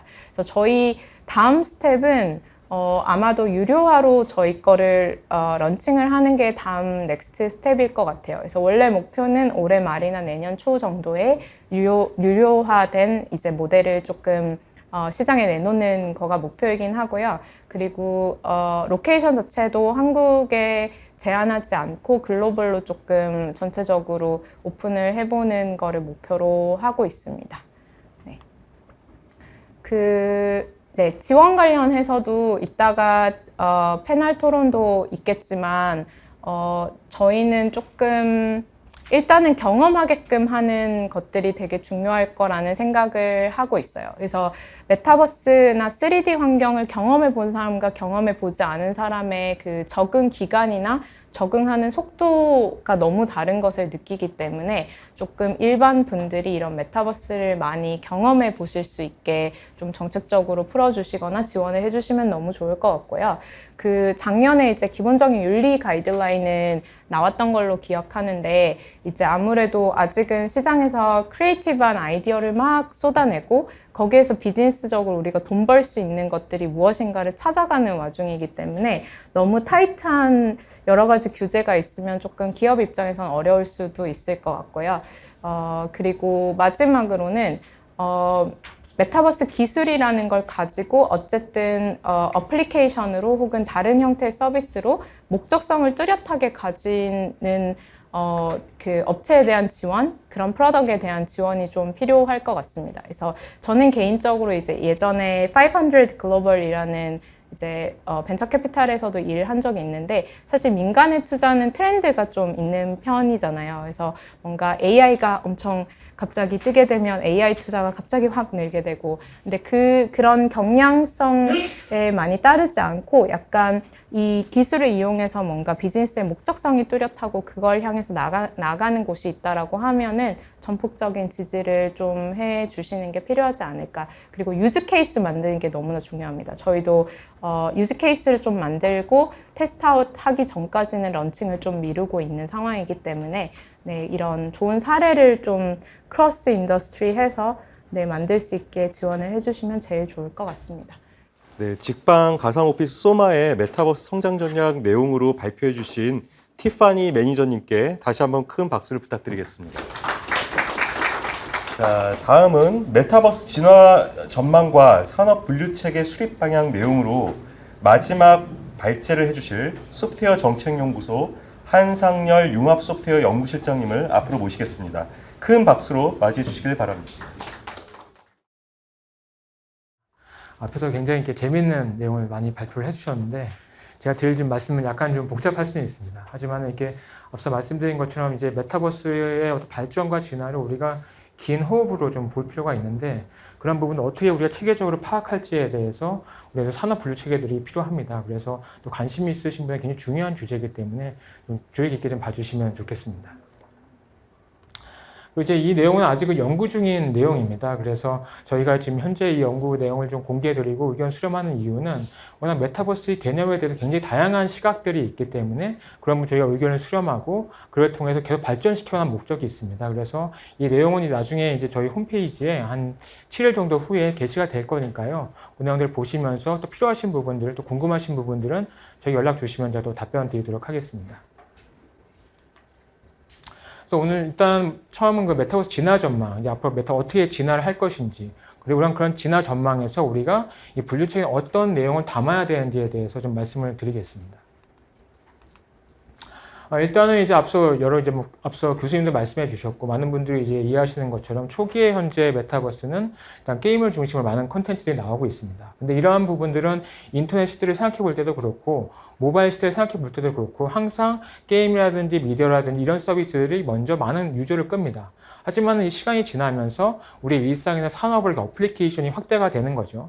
비슷하게 이제 메타버스 같은 경우에도 게임으로 많은 유저를 끌어들이고 나중에 이런 부분들이 실생활이나 산업적으로 많이 확산이 되면서 그런 버티컬 쪽에서의 성장이 이제 이루어지는 부분이 성장기 그리고 이제 다양한 메타버스 서비스들이 서로 공존하면서 서로 상호 호환성이 만들어지는 게 이제 안정기와 성숙기로 이렇게 구분할 수가 있습니다. 또한 이제 현재 우리가 보고 있는 서비스들은 메타버스에서 나타날 앞으로 서비스에 비교해 본다면 아직은 일부라고 볼 수가 있습니다. 그래서 우리가 인터넷 초기에도 뭐 어떤 검색이라든지 아니면 커뮤니티라든지 일부의 서비스였지만 나중에 시간이 지나면서 굉장히 다양한 서비스가 나온 것처럼 기술이 계속 발전을 하고 비즈니스 모델이 발전함에 따라서 우리가 지금 상상하지 못한 새로운 서비스들이 또 등장을 할 수가 있습니다. 그러한 관점에서 이제 스태티스타 같은 경우에는 현재 우리가 지금 많이 얘기하는 뭐 이커머스라든지 게임이라든지 이런 서비스를 중심으로 봤을 때는 2030년에 한 4,900억 불 정도의 시장을 예상하고 있지만은 우리가 알지 못하는 새로운 서비스에 등장할 수 있고 그런 경우에는 전체 시장 규모가 한 보수적으로 한 2조 달러에서 크게 한 4조 달러까지 이를 것으로 보고 있습니다. 맥킨지 같은 경우에도 메타버스가 단순히 엔터테인먼트만이 아니라 다양한 산업 분야로 확산될 것으로 보고 있고 그러한 관점에서 한 2030년 4조에서 5조 달러 정도로 보고 있습니다. 따라서 이제 메타버스는 하나의 특정한 애플리케이션이나 산업만이 아니라 정말 인터넷처럼 모든 산업에서의 적용이 되고 메타버스 전환을 하는 그런 개념으로서 거시적인 개념으로서 이해하시는 것이 좋을 것 같습니다. 또한 기기 측면에서 봤을 때 이러한 진화의 부분들을 우리가 어떻게 보면 기기에서도 이제 우리가 알 수가 있습니다. 그래서 이런 카드보드 같은 형태의 VR 기기들이, VR 어떤 디바이스가 나왔었지만은 점점 고도화가 되고 중간에 또 이 기업들이 들어와서 나가기도 했습니다. 하지만은 결국은 나갔던 기업들도 다시 또 들어오면서 다양한 이제 소비자용의 지금 디바이스들이 좀 나오고 있습니다. 그래서 메타퀘스트 같은 경우에는 이제 좀 더 우리가 동쪽으로 어떤 피트니스까지 동쪽 움직이면서 우리가 이렇게 활용할 수 있는 디바이스인 반면에 이제 애플의 헤드셋 같은 경우는 어떻게 보면 이제 거실에서 소비하는 용도의 어떤 디바이스가 되는 거죠. 그리고 이제 현재 MS 같은 경우에는 홀로렌즈 조직을 축소했다고는 하지만은 여전히 군용 디바이스는 상당히 많은 지금 투자를 하고 있습니다. 지금 프로젝트를 진행을 하고 있습니다. 그 규모가 한 10년간 25조 원 규모가 되고요. 최근에 이제 그 테스트한 이제 홀로렌즈 같은 경우에는 이제 멀미나 사용성도 개선하는 부분이 나타나고 있습니다. 그래서 이런 부분이 나중에 민간에 또 파급이 되면은 또 큰 시장적인 어떤 그 활성화에 도움이 될 것으로 생각이 됩니다. 그래서 이렇게 보시는 것처럼 이 긴 시간에 걸쳐서 기기들이 계속 발전을 해왔고 이와 유사한 궤도로 메타버스도 계속 발전할 것으로 이렇게 기대를 하고 있습니다. 그래서 이제 메타버스의 성장을 이제 위해서는 다음 5가지 주요 기술의 혁신이 필요할 것으로 보고 있습니다. 그래서 여기서 가상 경험도 상당히 애플리케이션도 중요하고요. 또 콘텐츠를 쉽게 만들 수 있는 툴이 중요합니다. 우리가 인터넷 시대를 생각을 해보면 결국은 이제 홈페이지를 쉽게 만들 수 있는 에디터 같은 기술들이 나오게 되고 유튜브 같은 경우에는 쉽게 영상을 만들 수 있는 기술이 나오게 되고 그렇기 때문에 그런 다양한 공간을 만들고 콘텐츠를 만들 수 있는 제작 기술, 제작 툴이 굉장히 중요한 이제 분야가 되겠습니다. 또한 이제 그러한 이제 콘텐츠를 유통하고 사람들이 접할 수 있는 그러한 이제 앱스토어 운영 시스템 플랫폼도 상당히 중요한 이제 부분이고요. 디바이스나 컴퓨팅 인프라도 계속해서 저희가 봐야 되는 중요한 영역이라고 볼 수 있습니다. 그렇기 때문에 이제 산업 분류 체계에 꼭 담아야 되는 내용들이 이 메타버스 콘텐츠 플랫폼이나 또 메타버스 디바이스 부분, 그리고 메타버스 개발하는 부분에 있어서 새로운 사례가 등장하는 부분들을 계속적으로 담아갖고 업데이트해야 될 필요가 있습니다. 현재 우리가 이제 그러한 이제 앞에서의 이제 분류 체계 필요성을 말씀을 드렸고 어떤 내용을 주로 담아야 되는지에 대해 말씀을 드렸는데 실제적으로 구체적으로 이제 그 통계 체계로서의 산업 분류 체계를 만든다고 하면은 일단은 제로 베이스에서 만드는 상당히 많은 시간이 걸리고 실제적으로 승인 통과하는 데 많은 어려움이 있습니다. 그렇기 때문에 일단 저희 연구소에서 현재 진행하고 있는 VR의 산업 실태 조사가 있습니다. 그 실태 조사의 분류 체계를 기반으로 해서 이걸 메타버스 확장하는 방향으로서 내용을 준비를 하고 있습니다. 그래서 현재는 그 산업개념 정의하고 문헌 연구, 전문가 그룹 자문을 통해서 분류안을 마련을 했고 이 분류안에 대해서 현재 의견을 수렴하는 단계입니다. 그래서 오늘이 그런 자료 중에 하나라고 보시면 되겠고요. 그래서 이제 분류 체계가 어느 마련이 되면은 이 내용을 기반으로 해서 조사 기업체의 모집단을 구축을 하고 일정 좀 소규모 기업으로 해서 파일럿 테스트를 하면서 이 분류 체계가 좀 본인의 기업이 다 해당이 되는지 아니면은 해당이 안 된다면 어떤 분류가 더 필요한지에 대해서 의견을 받을 예정입니다. 그를 통해서 실제적으로 이제 그 메타버스 실태 조사를 이제 시범 조사를 먼저 해야 되겠죠. 그 시범 조사를 통해서 이제 이 분류 체계에 적합한 데이터들이 들어오는지, 시계열적으로 안정적인 데이터 들어오는지를 이제 검증을 해야 되고, 그런 기간 동안에 일단은 이제 비공표 형태로 진행을 하게 될 것 같습니다. 그래서 지금 이게 전체적인 그림을 좀 앞에서 보여드리는 것이 이해하시는 데 도움이 될 것 같습니다. 그래서 기본적으로 VR, AR 산업 분류 체계가 있고, 이 부분은 이제 컨텐츠와 하드웨어와 소프트웨어 서비스로 구분이 되어 있습니다. 그래서 이 VR, AR 콘텐츠 제작 및 공급 쪽이 있고, 전용 기기, 주변 기기 관련된 부분, 그리고 이제 메타버스 전용 이제 소프트웨어, 메타버스를 제작하는 소프트웨어라든지 기계에 들어가는 소프트웨어 등, 그리고 이제 VR, AR 콘텐츠를 판매하거나 서비스하는 부분으로 이렇게 분류 체계가 구분이 되어 있고, 이 부분을 이제 메타버스로 확장을 하게 됩니다. 그래서 일단 여기서 이제 메타버스 산업 콘텐츠, 문화 콘텐츠와 산업 콘텐츠 유사하게 가져가게 되고요. 다만 산업 범용 같은 경우에 업무 지원으로서 그냥 산업으로서 포괄해서 분류를 했습니다. 그리고 전용기기와 주변기기 쪽은 이제 그 주변기기 시장, 특히 이제 뭐 햅틱 디바이스라든지 이런 부분 시장이 커질 것을 보기 때문에 이쪽은 이제 두 가지 종류로 이제 전용기기와 주변기기로 분리를 해서 시장을 파악해 나갈 예정이고, 그 다음에 이제 그 지원 서비스업, 이제 메타버스가 이제 시스템으로서 이제 구축을 하게 될 때 많은 또 지원 서비스가 필요합니다. 그래서 일단은 메타버스를 구축 관리 및 관련 정보 서비스가 추가가 됐고, 또 이제 메타버스 보안이 굉장히 중요한 이슈이기 때문에 보안 서비스업도 별도로 분류를 하나 추가를 했습니다. 그리고 이제 그 실제적으로 어떤 뭐 메타버스 전시라든지 어떤 비즈니스를 하시는데 컨텐츠나 이제 하드웨어들이 필요하신 경우들이 있습니다. 그래서 그런 서비스들을, 그런 이제 컨텐츠나 기기들을 이제 임대해주거나 판매하는 그런 유통 서비스업도 여기에 포함이 되어 있습니다. 그리고 기타 서비스업 같은 경우에는 메타버스 크리에이터들을 육성하는 쪽이라든지 지재권에 대한 뭐 이렇게 법률 자문이라든지 컨설팅이라든지 이런 부분들이 포함이 됩니다. 그래서 이제 메타버스 산업 콘텐츠나 문화 콘텐츠로 이제 그 기업이 응답을 하게 되면은 그 다음에 그 기업이 어떤 유형에 해당되는지에 대해서 추가적으로 조사를 하게 됩니다. 그래서 문화로 이제 응답을 하게 되면은 게임이나 소셜, 공연 이제 어디에 해당되는지를 응답하게 되고, 산업 같은 경우에는 뭐 업무 지원이나 교육, 부동산 건설, 뭐 보건의료 쪽에 어디에 해당되는지 답변하게 됩니다. 그 다음에 이제 두 번째로 이제 메타버스가 여러 기술들이 융합이 돼서 구현되는 것이기 때문에 이제 어떤 기술을 활용을 하는지, 그래서 VR, AR, 뭐 디지털 트윈 이런 이제 여러 가지 기술, 메타버스를 구현 중요 기술 중에서 어떤 기술을 활용하는지 그 현황을 파악하게 되고, 뒤에서 좀 더 말씀을 드리겠지만 일단은 플랫폼을 별도로 분류하지 않고 이 컨텐츠 안에서 같이 이제 조사를 한 다음에 메타버스 플랫폼 산업 활동을 하는지, 어떤 활동을 한다면은 매출 비중으로 봤을 때 얼마나 되는지를 추가적으로 문의하게 됩니다. 그래서 이제 이러한 이제 분류체의 큰 그림이 있고, 그래서 여기서 말하는 메타버스란 어떤 것이냐, 이 메타버스 정의에 굉장히 많은 이제 의견들이 있습니다. 근데 저희 같은 경우는 이제 만약에 메타버스 산업 실태 조사를 이제 하게 된다면, 이건 이제 하는 여부는 부처와 같이 협의를 해봐야 되는 사항입니다. 만약에 하게 된다면은 그 이제 실태조사의 법적인 근거는 가상융합 산업진흥법안입니다. 그래서 원래는 금년 2월 정도에 방통위의 소위에서 이제 메타버스 진흥 법안이 통과가 됐었는데, 이제 그 진흥 법안의 그 법명이 이제 가상융합 산업진흥 법안으로 바뀌었고, 그 내용에 나와 있는 이제 메타버스 정의가 있습니다. 그래서 이 메타버스 정의에서는 이제 그 가상융합 세계를 이용자의 오감을 가상 공간에 확장하거나 현실 공간과 혼합하여서 인간과 디지털 정보가 상호작용을 가능하게 하는 기술, 메타버스 기술이라고 보고 있고요. 이 기술을 활용해서 다양한 사회적, 경제적, 문화적 활동을 할 수 있도록 구성한 가상의 공간, 가상과 현실이 결합한 공간 또는 그 공간과 관련 서비스여서 그렇게 정의를 하고 있습니다. 그래서 이런 이제 법적 정의에 따라 가지고 저희도 이제 메타버스 정의 및 산업 정의안을 마련을 했고, 메타버스 산업 정의안 같은 경우에는 메타버스 기술 또는 메타버스 관련 서비스나 기기 상품 등의 공급에 관련된 부분으로 정의를 했습니다. 근데 이러한 이제 메타버스 정의가 상당히 좀 거시적이고 가상과 현실 융합이라는 측면에서 이제 좀 어떤 개념적인 부분이 강한데, 이러한 정의는 이제 뭐 법적인 정의뿐만이 아니라 다른 어떤 글로벌 컨설팅 기관, 조사 기관들의 이제 메타버스 정의를 봤을 때도 비슷한 맥락에서 현실과 가상의 융합, 그리고 이와 연계된 다양한 경험을 강조를 하고 있기 때문에 비슷한 맥락이 있다고 볼 수가 있겠습니다.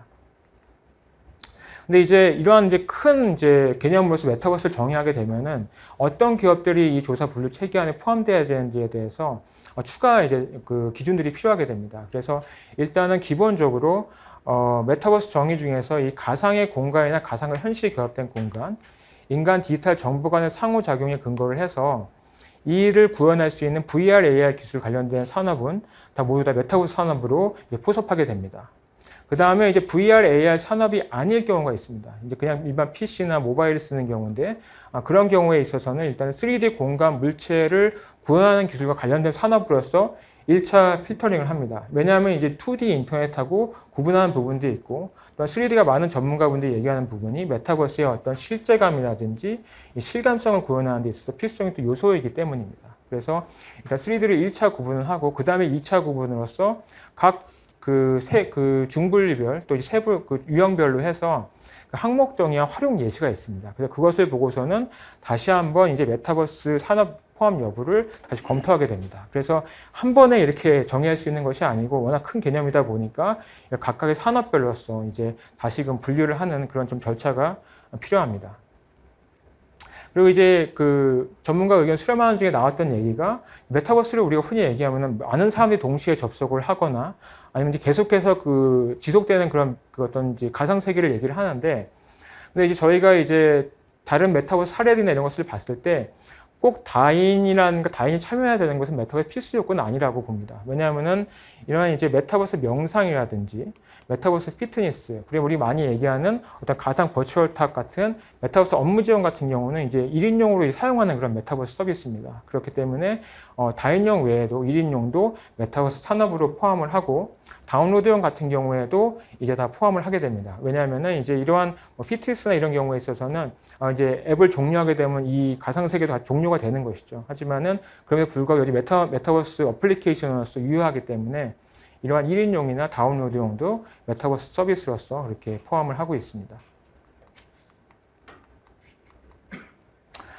그래서 이제 그 분류 체계와 산업 구조가 어떻게 매칭이 되는지를 좀 말씀을 드리면, 일단은 그 기존의 연구 등을 또 전문가 자문 의견 참조를 해서 4개 계층의 메타버스 산업 구조를 만들었습니다. 이제 오타가 있는 거고요. 4개 계층입니다. 그래서 기본적으로 메타버스 운영을 지원하는 그런 메타버스 인프라 부분이 있고, 그리고 이제 메타버스 콘텐츠를 만드는 제작도가 포함된 이제 개발 도구 쪽이 있고, 또한 이제 이 메타버스에서 가상 세계의 현실 세계 3D를 복제하는 건 디지털 트윈 같은 그런, 그리고 AI, 블록체인 같은 기술들이 이 개발 계층이 포함이 됩니다. 그리고 사용자가 메타버스 경험할 수 있는 그런 접속 계층이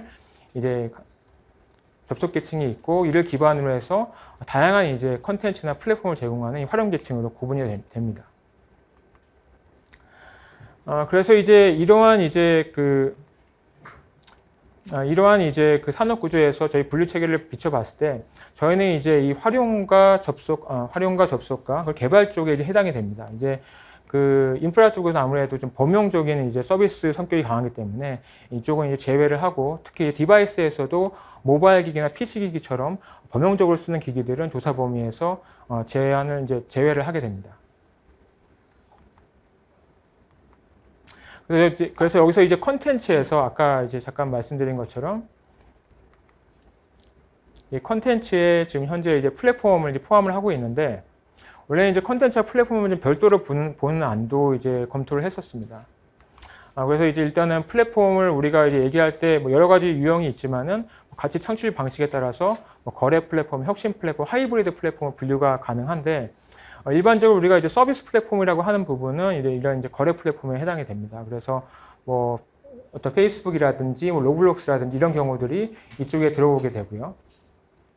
그리고 이제 그 실제 플랫폼을 현재 실태 조사를 하고 있는 그러한 경우들을 보게 되면은, 이제 그 온라인 플랫폼 같은 경우에 제품의 어떤 용역의 거래나 중개하는 그런 중개 개념이 이제 포함이 되고, 그리고 디지털 플랫폼 같은 경우에도 이제 그 중개 서비스를 제공하는 경우를 이제 그 플랫폼에서 분류를 하고 있습니다. 그래서 저희가 메타버스 플랫폼도 이러한 이제 뭔가 그 중개 개념을 중심으로 해서, 서비스의 중개 개념을 중심으로 해서 이제 개념안을 만들어 봤습니다. 그래서 메타버스 플랫폼 개념안을 참여자들이 제품, 서비스 정보를 교환할 수 있도록 만들어진 온라인 시장 혹은 중개자의 역할을 수행하는 메타버스 서비스 플랫폼을 제작 및 공급하는 산업 활동, 이렇게 정의를 했는데, 이 관련해서 전문가 좀 자문 의견을 좀 거치면서 이 플랫폼에 대한 개념 자체가 굉장히 다양한 시각이 있고 또 설문에 응답하는 기업들도 다르게 또 해석할 수 있는 여지가 있을 것 같습니다. 그래서 기본적으로 일단 메타버스 플랫폼을 현재 단계에서는 별도 대분류로 구분하지 않고 메타버스 컨텐츠 제작 및 공고에 포함한 다음에 그 다음에 이제 이 기준으로 해서 본인의 기업 활동이 여기에 해당되는지 그러면은 이 기업이 해당된다고 하면은 전체적인 매출에서 플랫폼 매출은 얼마나 되는지 그런 방식으로 조사를 한 다음에 이렇게 응답한 기업들의 어떤 사례를 분석함으로써 메타버스 플랫폼의 구분 기준이 이제 실제 워킹하는지 우리가 생각하는 메타버스 플랫폼이 조사가 되는지를 거쳐서 이제 그 플랫폼을 별도로 분류할 것인지 아니면 계속 컨텐츠 안에 넣어서 조사할 것인지를 이제 결정하게 됩니다. 네, 그래서 이제 시간상 이제 좀 이제 전체적으로 다시 한번 말씀을 드리면 그래서 VR 산업 분류 체계가 있고 이를 확장하는 방안으로 메타버스 산업 분류 체계를 만들게 되고 실제 이제 기업이 가령 이제 이러한 이제 가령 내가 문화 콘텐츠에 해당이 된다고 하면은 그 다음에 유형 조사로 들어가게 돼서 이 뭐 게임 소셜이다, 방송 영화다 이런 식으로 이제 응답을 하게 됩니다. 그리고 이제 산업 같은 경우에 이제 응답을 하게 되면은 업무 지원이나 교육이나 자신이 해당되는 쪽에 응답을 하게 되고 본인이 뭐 다양한 산업을 하고 있으면은 여러 이제 활동들의 중복 체크를 할 수가 있습니다. 그리고 이제 두 번째로는 이제 컨텐츠 제작 및 공급을 하는 데 있어서 어떤 기술을 활용을 하는지를 이제 질의를 하게 돼서 현재 어떤 기술을 주로 활용을 하고 있는지 그런 이제 어떤 부분들을 파악할 수 있게 되고 거기에 맞춘 정책 지원 같은 부분들도 생각해 볼 수 있을 것 같습니다. 그래서 이제 마지막으로 말씀을 드리면 메타버스 시장은 아직 이제 여러 전문가 말씀하셨지만 아직 초기 단계이고 계속해서 새로운 기술 혁신과 새로운 사회들이 나올 것으로 보입니다. 그래서 이런 분류 체계안을 계속 업데이트를 하고 이 개념 자체가 다소 이제 모호한 부분이 있기 때문에 설문 응답자가 이제 그 구체적으로 응답할 수 있도록 다양한 활용 예시들이나 이런 부분들을 추가해 나가기 상당히 중요할 것으로 보입니다. 그래서 이러한 부분에 대해서 저희가 시장 조사도 하고 또 이제 외부의 분들의 많은 또 의견도 또 들을 생각입니다. 그래서 이 자료가 나중에 좀 홈페이지 게시가 되면 보시면서 구체적으로 좀 포함되어야 될 어떤 분류라든지 예시라든지 의견을 주시면은 또 반영하는 부분을 또 고민해 보도록 하겠습니다. 네, 이상 발표를 마치겠습니다. 네, 감사합니다. 네, 메타버스 진화 전망과 산업 분류 체계 수립 방향 내용으로 발표해 주신 한상열 실장님께 다시 한번 큰 박수를 부탁드리겠습니다. 자, 이제 발제 발표에 이어서 본격적으로 메타버스 진화 전망과 기회에 따른 기업 성장 전략, 정부 지원 방안과 메타버스 산업 분류 체계 구축 방안에 대한 주제로 패널 토의를 진행하도록 하겠습니다. 네, 좀 오늘 시간이 좀 많이 부족한 것 같습니다. 바로 아직 착석하지 않으신 분들이 좀 계신 것 같은데 일단 시작을 하도록 하겠습니다.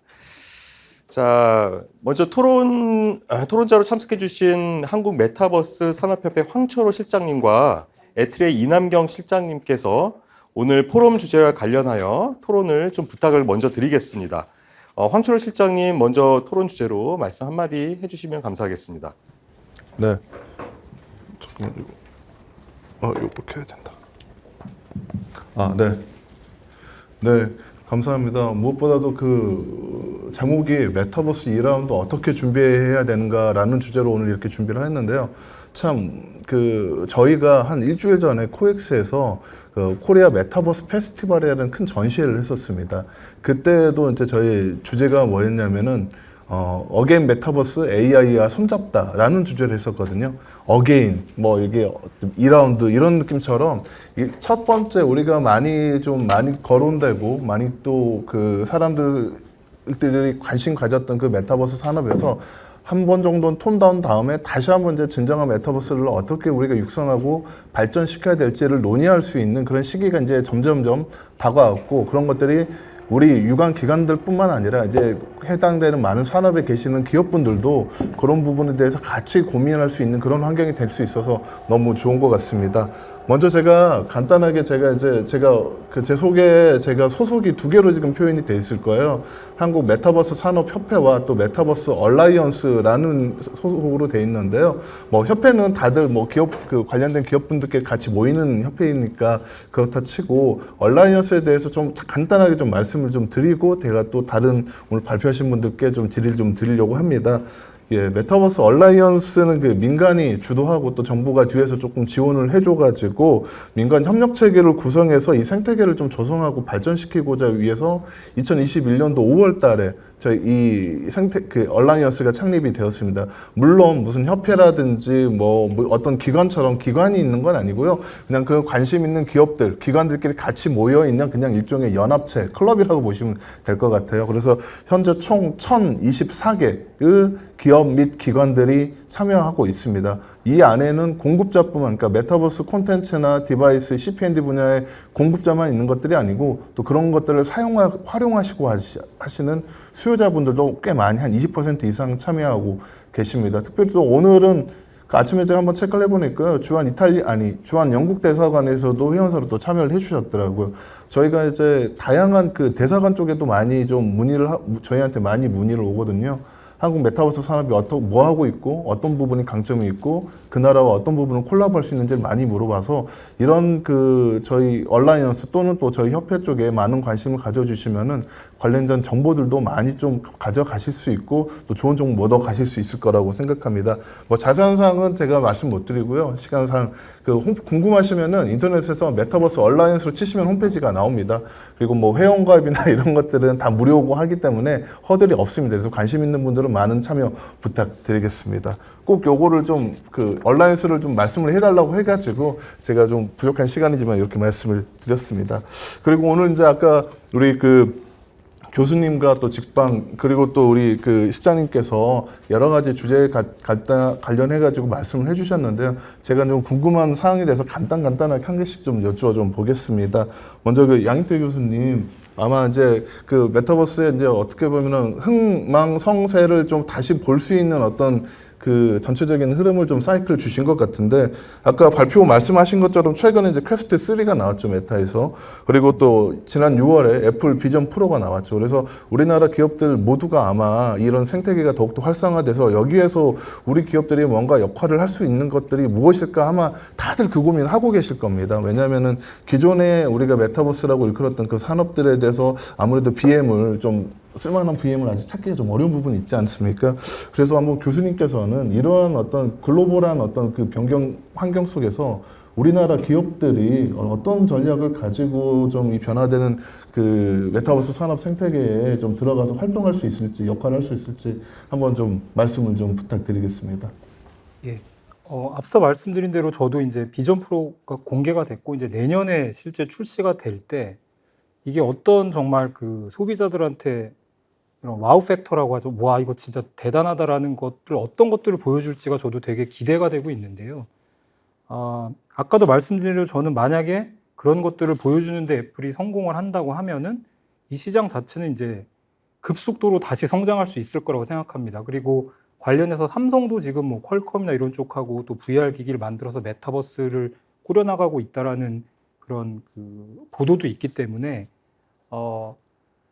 우리나라 기업들 같은 경우에 일단 대기업들은 당연히 이 붐이 다시 이제 리바운드가 되면은 저희는 뭐 여태까지 모바일도 그랬고 뭐 태블릿도 그랬고 이제 굉장히 베스트 어떻게 보면 패스트 팔로우로서 성공을 했었기 때문에 저는 그 전략은 여전히 유효하다고 생각하거든요. 그래서 애플의 비전 프로 또 내년에 메타도 또 새로운 디바이스가 나오기 때문에 그런 기기들의 어떤 특성을 빨리 분석을 해서 저희가 늘 잘하는 게 그거지 않습니까? 빨리 분석해서 더 좋은 기능 만들어내는 거.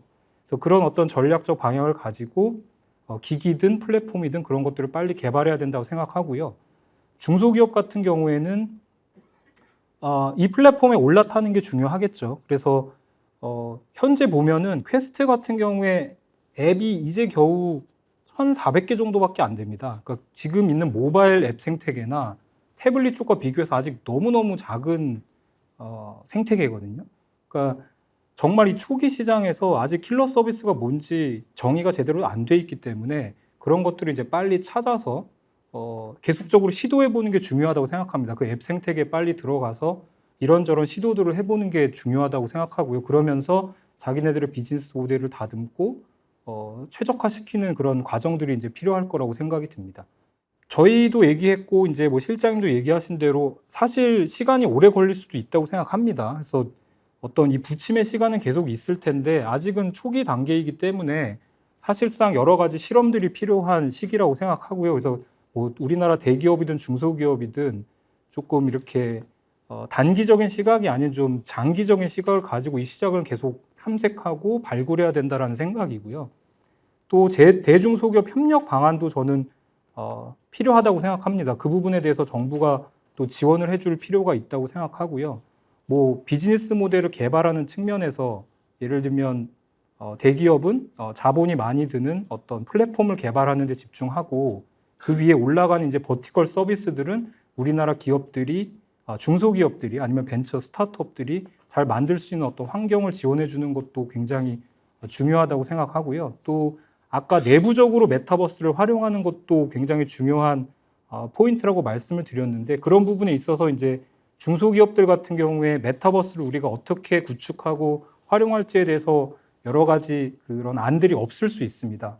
그런 부분들에 대해서는 또 대기업들이 이렇게 지원해 줄 수 있는 방안들도 함께 좀 고민이 필요하다고 생각하고 특히 정부가 그런 부분을 좀 더 고민을 해야 된다고 생각합니다. 제가 계속 할까요? 네, 감사합니다. 저도 그 교수님이 그 기업 지원 방안이라든지 이런 부분에서 상당히 저도 공감하는 부분이 있습니다. 그러면 이제 두 번째로 저기 또 미국 텍사스에서 오신 우리 그 소마에 한번 좀 질문을 해드리고 싶은데요. 최근 이제 저희가 포스트 코로나 이후에 많은 사람들, 많은 기업들이 이제 원격 근무, 물론 아까 이제 원격 근무라고 표현하시진 않으셨지만은 그런 원격 근무에 대한 어떤 니즈라든지 수요가 많이 사라지고 그 외에 또 반대로 이미 거기에 익숙해진 분들은 이제 원격 근무만을 또 찾고자 하는, 그래서 뭐 하이브리드 근무라는 이런 용어들도 많이 생긴 것 같은데, 아까 소마에서 저는 그건 사실은 몰랐습니다. 그 BM이 아직은 없다라는 것들 사실은 몰랐거든요. 근데 최근에 이런 그 원격 근무에 대한 어떤 니즈가 이렇게 여러 가지로 좀 변동되는 상황에서 이러한 비슷한 메타버스 안에서의 이런 그 업역을 갖고 계시는 기업분들은 어떠한 BM을 가지고 좀 접근하는 것들이 좋을지 한번 좀 궁금합니다. 네, 그 환경 자체가 이제 팬데믹 시대랑 포스트 코로나 이후에 기업들이 생각하는 근무의 방식들이 굉장히 많이 바뀌고 있는 거는 맞는 것 같고요. 그 한 1년 전만 해도 거의 다 이제 원격 근무, 리모트 워크의 소마를 툴로 사용하고 싶다라고 저희한테 접근을 했으면 사실은 지금은 하이브리드 워크가 훨씬 더 퍼센테이지로는 많으신 것 같아요. 그래서 저희도 저희 프로덕트를 어쨌든 급격하게 시장의 트렌드나 이런 것들이 외부 조건인 팬데믹으로 바뀌고 있기 때문에 저희도 프로덕트의 기술이나 방향을 어떻게 거기에 잘 맞춰서 사용자들이 디맨드가 있는 부분으로 나가야 되는지에 대해서 고민을 좀 많이 하고 있고요. 예를 들면 하이브리드라는 거는 사실상 그 그러니까 일주일에 한 번, 두 번, 뭐 많게는 세네 번 정도까지 이제 사무실로 가고 나머지 시간은 이제 재택이나 뭐 본인이 원하는 장소에서 이제 원격 근무를 하신다는 건데, 그렇게 되면 저희 프로덕트는 사실 로케이션이 다 다를 때 한 곳으로 모아주는 거기 때문에 여러 사람들이 한 로케이션에 있을 때는 기술적으로 좀 문제가 많이 일어날 수 있어요. 그러니까 디바이스를 잘 운영을 못 하시면 에코가 생길 수도 있고, 그리고 되게 디스크레펀시가 생기는 게 내가 이 사람과 바로 옆에 있는데 소마를 또 접속을 해가지고 소마에서 사람을 만나야 돼? 막 이런 것들이 있어서, 그래서 지금 이제 팀스나 뭐 이런 것들을 보면 하이브리드 워크를 공략을 해가지고 이제 회의실에 동일하게 다 볼 수 있는 비디오를 설치하고 뭐 오디오 시설을 설치하고 뭐 이런 식으로 하고 계시거든요. 그래서 저희도 디바이스적으로 좀 그런 것들을 제공을 해야 되는지, 아니면 소마 내에서 하이브리드 워크를 조금 더 잘할 수 있도록 어떤 기술을 조금 더 개발을 해야 되는지에 대해서 계속 고민을 많이 하고 있는 상태이고요. 이게 시장 자체가 저희가 만들어가야 되는 부분들도 많이 있어서 BM적으로도 마켓 트렌드에 따라가려고 좀 노력을 하고 있는 부분이기는 합니다. 네, 제가 바라기는 아마 소마의 어떤 향후 향방에 대해서 궁금해하시는 많은 기업들이 계실 거예요. 왜냐하면 비슷한 어떤 사업 영역이라든지 BM을 좀 생각하시는 부분들이 있기 때문에, 그래서 이런 환경이 많이 있으면은 물론 텍사스에서 멀리 계시지만은 자주 참여해 주셔가지고 여러 가지 좋은 정보들, 또 특히 실제 유저들이 많이 주고받는 피드백이 있지 않습니까? 네네네. 그런 것들 좀 많이 좀 공유를 해주셨으면 참 좋을 것 같습니다. 네, 감사합니다. 자주 한국 오니까요. 자주 불러주세요. 네. 네. 제가 계속 마이크를 잡고 있는 제 턴이 끝나면 우리 또 이제 에드릭 실장님께서 하실 예정이십니다. 마지막으로 이제 스프리 한상현 실장님께서 그 분류 체계에 대해서 말씀을 해주셨는데요. 여러분도 잘 아시겠지만 메타버스의 정의부터가 아직도 명확하게 정의가 되어 있지 않고 사람마다 보는 영역이 너무 다릅니다. 그래서 여러 가지 국제 어떤 리서치 업체들도 메타버스 산업의 어떤 시장을 어디는 뭐 1,몇백 조였다가 어디는 뭐 500조, 600조였다가 어디는 뭐 1경일 했다가 물론 한 2030년도 기준 정도로 해서 너무 좀 편차가 크죠. 왜냐하면 이게 이제 그 정의라든지 이런 부분들이 아직도 명확하게 되지 않기 때문에 글로벌리하게. 그런데 그 와중에서도 다행히 이렇게 이제 분류 체계를 구성하고 마련해서 좀 공신력이 있는 어떤 데이터를 확보할 수 있다는 것들은 상당히 의미가 있다라고 봅니다. 그런 점에서 이제 한상현 실장님께서 방금 발표해 주셨던 것 한 세 가지만 제가 좀 여쭤볼 건데요. 발표해 주신 내용 중에 저희가 이제 뭐 1인 크리에이터 부분들 있지 않습니까? 특히 이제 초창기에 네이버라든지 네이버 제페토라든지 로블록스에서 활동하고 있는 그 1인 크리에이터들의 어떠한 이 산업의 그 데이터, 산업에서의 역할을 하고 있는 어떤 산업 규모라든지 이런 것들을 이 분류 체계에서 어떻게 풀어내실 수 있는 건지 하나 좀 궁금합니다. 그리고 한 가지 또 제안을 좀 드리면은요. 아까 발표 자료 한 29페이지 쪽 보니까 뭐 산업 특화 콘텐츠 제작 공급업 해가지고 뭐 교육, 부동산, 의료, 국방, 제조업 이렇게 돼 있는데 거기에는 뭐 그 교육과 관련된 뭐 부동산과 관련된 콘텐츠의 어떤 산업 규모로만 파악하는 것처럼 보이더라고요. 근데 사실은 그 안에서 직업 훈련을 시키는 부분들이 상당히 많이 있거든요. 뭐 교육이든 부동산이든 건설이든 뭐 보건 의료든 간에 직업 훈련을 시키는 분야들이 상당히 많은데 그런 부분들을 따로 빼고 있는 건지 제가 찾지를 못해가지고 혹은 그 안에 포함이 되어 있는 건지 한번 좀 여쭤보고 싶습니다. 네, 마지막으로 하나 더 드리겠습니다. 그리고 이제 우리 기업분들한테 이제 설문조사를 하실 때 아까 이제 1단계로서는 그들이 이제 어떠한 그 사업을 한 거고 2단계로는 그 사용하는 기술 중에서 어떠한 기술들이 있는가 해가지고 한 대여섯 개를 좀 주셨는데 저는 그런 것들을 조금 더 세분화가 좀 들어가야 되지 않을까 싶습니다. 왜냐면은 뭐 쉽게 말해서 현재 그 부분에 없었던 내용 중에는 IoT라든지 위치 정보라든지 뭐 UI, UX라든지 뭐 햅틱이나 모션 캡처라든지 이런 여러 가지 메타버스 산업에서 같이 활용할 수 있는 여러 가지 기술들이 있거든요. 근데 그런 부분들은 좀 빠진 것 같아가지고 물론 아직은 초안이시긴 하시지만 그런 부분들도 좀 포함해서 정리를 하시는 것들이 필요하지 않을까 이렇게 좀 의견을 드립니다. 네. 자세한 내용 지으셔서 굉장히 감사합니다. 그래서 지금 말씀해주신 좀 부분에서 일단 그 질문을 좀 거꾸로 좀 답을 드리면은 일단은 그 기업들이 필요한 기술들을 세분화하는 부분은 제가 좀 검토를 해보겠습니다. 현재 나와 있는 기술들은 저희가 메타버스 신사업 선도 전략에 메타버스 구현 주요 기술 나와 있는 내용들을 중심으로 해서 한 부분이고 실제적으로 기업들이 활용하고 있는 기술들 구체적으로 더 파악할 수 있게 되면은 충분히 반영을 검토할 수 있을 것 같습니다. 그리고 이제 교육 부분에 있어서는 이제 직업 훈련 부분은 현재 이제 교육 같은 경우에는 일반 학교나 이런 대상으로 하는데 교육들을 우선은 이제 포괄을 하게 되고 각각의 산업별로도 이제 교육 훈련이 있습니다. 그래서 제조업 같은 경우에는 제조 현장의 안전에 관련된 교육이 있고 또 그리고 이제 그 뭐 보건의료 같은 경우에는 어떤 그 간호사분들이나 의사분들 시뮬레이션 교육 같은 부분들이 있고 또 그리고 이제 국방 같은 경우에는 또 국방 훈련하는 또 그런 교육 콘텐츠들이 있습니다. 이런 것들은 각각의 산업별로 이게 예시가 들어가게 조사가 됩니다. 그렇기 때문에 그 말씀하신 그 교육 부분에 있어서 충분히 근데 응답자가 인지할 수 있도록 활용 예시를 잘 이제 보여주는 것이 중요할 것 같아서 응답자분이 헷갈리지 않도록 활용 예시 부분은 잘 설명하도록 하겠습니다. 그리고 이제 1인 크리에이터 같은 경우에 있어서는 이제 그 실태조사가 이제 만약에 이제 진행이 되게 되면은 근데 실태조사가 이제 모든 것을 다 보여주기는 좀 어렵습니다. 실태조사가 기본적으로 어떤 기업의 데이터를 다 끌고 와서 보여주는 것이 아니고 설문으로 이렇게 하는 부분이 있고 또한 이제 설문 기업 중에는 외국계 기업 같은 경우에는 거의 잘 응답을 하지는 않습니다. 특히 이제 뭐 로블록스라든지 뭐 이런 기업 같은 경우에는 매출을 뭐 아시아 지역으로 한다든지 그런 부분들이 있기 때문에 국내 실태조사에서는 주로 이제 국내 기업들의 어떤 매출을 중심으로 하게 되고 조사 대상 같은 경우에는 이제 사업자로 등록한 경우가 조사 대상으로 들어가게 됩니다. 근데 우리가 흔히 얘기하는 메타버스의 크리에이터들은 뭐 개인이 그냥 취미로 이렇게 한다든지 아니면 프리랜서라든지 사업자 등록을 하지 않고 하는 경우도 있기 때문에 그런 부분 저희 조사 대상에 들어오지 않게 됩니다. 그래서 그러한 이제 어떤 그 제페에서 활동하시는 다양한 개인 크리에이터나 이런 분들을 파악하기 위해서는 뭔가 별도의 좀 조사가 필요하지 않을까 생각은 됩니다.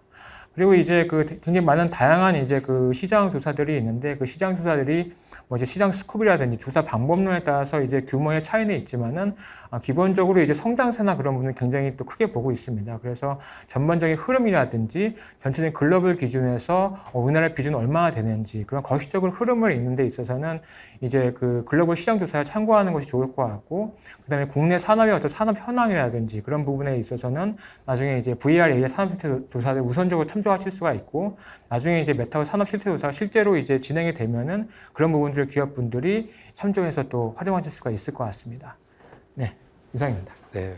자, 황철호 시장님 뭐 질문도 준비해 주시고 감사합니다. 자, 다음은 애트리 이남경 실장님께 한 말씀 부탁드리고 또 토론을 위한 질문도 같이 부탁드리겠습니다. 네, 안녕하세요. 한국전자통신연구원의 이남경입니다. 제가 2주 전에 메타버스 서밋이라고 하는 거 제2회 LA에서 하는 그 메타버스 서밋에 갔었는데 작년에 이어서 두 번째인데 분위기가 많이 다운됐고요. 작년에 비하면은 메타버스 세션이 2일 차에는 항상 있었는데 작년에 있었는데 올해 같은 경우는 메타버스 그 세션 자체가 온오프라인으로 같이 경영하는 것 중에 오프라인만 개최될 정도로 아직도 그 메타버스를 붐업시키는 그 행사에서조차도 실용적으로 쓰기에는 좀 기술적으로 한계가 있지 않나 이런 생각이 들었습니다. 거기서 메타도 뭐 퀘스트 3를 갖고 나와서 시연을 하긴 했는데 사실 조금 부스 규모도 굉장히 작아졌고요. 그리고 스마트 글라스 같은 경우에는 뭔가가 시연을 보여줄 줄 알았는데 정말 이제 선글라스만 갖고 나와갖고 보여주고 하는 그 약간 좀 혼돈기인 것 같습니다. 그 우리가 메타버스에서 이제 집중해야 될 거는 이제 메타라고 생각하는데 메타를 사용하려고 하는 이유는 우리가 이제 굉장히 많은 데이터들을 축약하고 개인화하고 차별화해서 자산화하고 그거를 빠른 접근을 통해서 뭔가 그 정보를 효율적으로 사용하기 위한 거라고 이렇게 생각이 되는데요. 아바타라든지 그 공간 컴퓨팅을 통해 갖고 우리가 메타버스에서 이런 것들을 달성할 수 있을 거라고 생각했지만 사실 실감이나 초실감 이런 것들이 기술적인 문제로 인해서 빠른 접근에서는 오히려 걸림돌이 됐던 것 같고요. 그리고 생각만큼 데이터가 그렇게 폭증하지 않았던 것 같아요. 기존에 우리가 갖고 있는 그 멀티 모달리티에서의 뭐 이미지 텍스트나 뭐 이런 비디오, 동영상들 이런 것들이 있다고 하지만 그런 것들 자체도 기존의 SNS에서 어느 정도 약간의 욕심만 부리지 않는다면 다 소통이 가능했었기 때문에 메타버스가 메타에 집중을 해야 우리가 좀 더 활성화되지 않을까 이런 생각이 듭니다. 오늘 그 세 분 발표를 먼저 해주셨는데 제가 세 분께 간단한 질문 하나씩 이렇게 드리겠습니다. 양희태 교수님께 먼저 여쭤보겠는데요. 메타버스에서 공간 컴퓨팅은 꼭 필요한 건가요? 이걸 버릴 수는 없나요? 포기할 수는 없는 건가요? 네. 이 메타버스만큼이나 공간 컴퓨팅도 아직 정의가 아주 디테일하게 이루어지진 않고 있고 그냥 일반적으로는 이제 기계 또는 컴퓨터가 현실 세계와 상호작용하는 컴퓨팅 이렇게 얘기가 되고 있는데요. 그리고 아까 발표 때 말씀드린 대로 팀 쿡은 이제 공간 컴퓨팅 시대가 비전 프로로 열린다 이렇게 얘기를 하고 있습니다. 그래서 필수적이냐라고 봤을 때는 일단 답부터 말씀드리면 저는 일단 필수적인 건 아니다. 왜냐하면 메타버스를 우리가 보통 얘기할 때 하위 어떤 유형으로 뭐 AR, VR, MR, 뭐 또 공간 컴퓨팅 이렇게 이제 구분을 하는 경우도 있기 때문에 만약에 이 기준을 준용한다면 공간 컴퓨팅은 사실 그냥 한 유형이라고 생각이 되기 때문에 꼭 메타버스의 성공을 위해서 공간 컴퓨팅이 필요하다라는 질문을 하신다면 저는 그렇게 생각은 안 합니다. 다만 저희가 2년 전에는 어떻게 보면 메타버스 붐이 막 일었을 때는 독립된 단절된 현실 세계가 단절된 3D 공간 즉 VR을 상정을 했죠. 그래서 그걸 끼고 현실에서 나와서 그쪽으로 완전히 들어가서 거기서 뭔가 즐기고 상호작용하고 하는 거를 그렸는데 사실은 그 부분이 지금 조금 죽은 거죠. 그러면서 중심이 이제 믹스드 리얼리티라고도 불리는 현실 세계와 뭔가 상호작용이 같이 이루어지는 쪽으로 넘어온 겁니다. 그래서 공간 컴퓨팅 쪽으로 어떻게 보면 조금 넘어왔다고 볼 수 있는 거죠. 그래서 말씀드린 대로 여러 가지 실험을 하면서 업앤다운을 하면서 적정 시장을 찾아가고 있기 때문에 그 관점에서 보면 지금은 조금 더 적정한 시장을 공간 컴퓨팅 또는 믹스드 리얼리티라고 업계가 생각하는 것 같습니다. 그래서 이 실험이 이제 만약에 성공하는지 안 하는지는 말씀드린 대로 내년에 비전 프로가 얼마나 성공할지가 이제 관건일 것 같고요. 그래서 다시 한번 말씀드리면 필수 요소는 아니지만 꽤나 성공 가능성이 높아 보이는 유형이다. 예, 공간 컴퓨팅 이렇게 정리를 하겠습니다. 네, 감사합니다. 그리고 제가 알기로는 세계에서 제일 메타버스를 잘 쓰고 계시는 김지현 팀장님. 지금 그룹웨어에서 활용하고 계신데요. 이거를 B2C 서비스에 활용하실 계획이나 이런 것들이 있으신지요? 네, 일단은 저희는 이제 사무실 일하는 공간의 용도로 일단 소마를 포지셔닝하고 있기 때문에 일단은 B2B 위주의 비즈니스 모델을 계속 좀 만들어 갈 것 같기는 하고요. 근데 아까 보여드린 공간 중에 월드라는 공간에서는 사실은 내가 직방을 다니고 있든 삼성을 다니고 있든 그 회사의 조직 소속과 상관없이 다른 회사를 다니고 있는 사람들도 그 공간에서 다 만날 수 있게 일단은 구성이 되어 있거든요.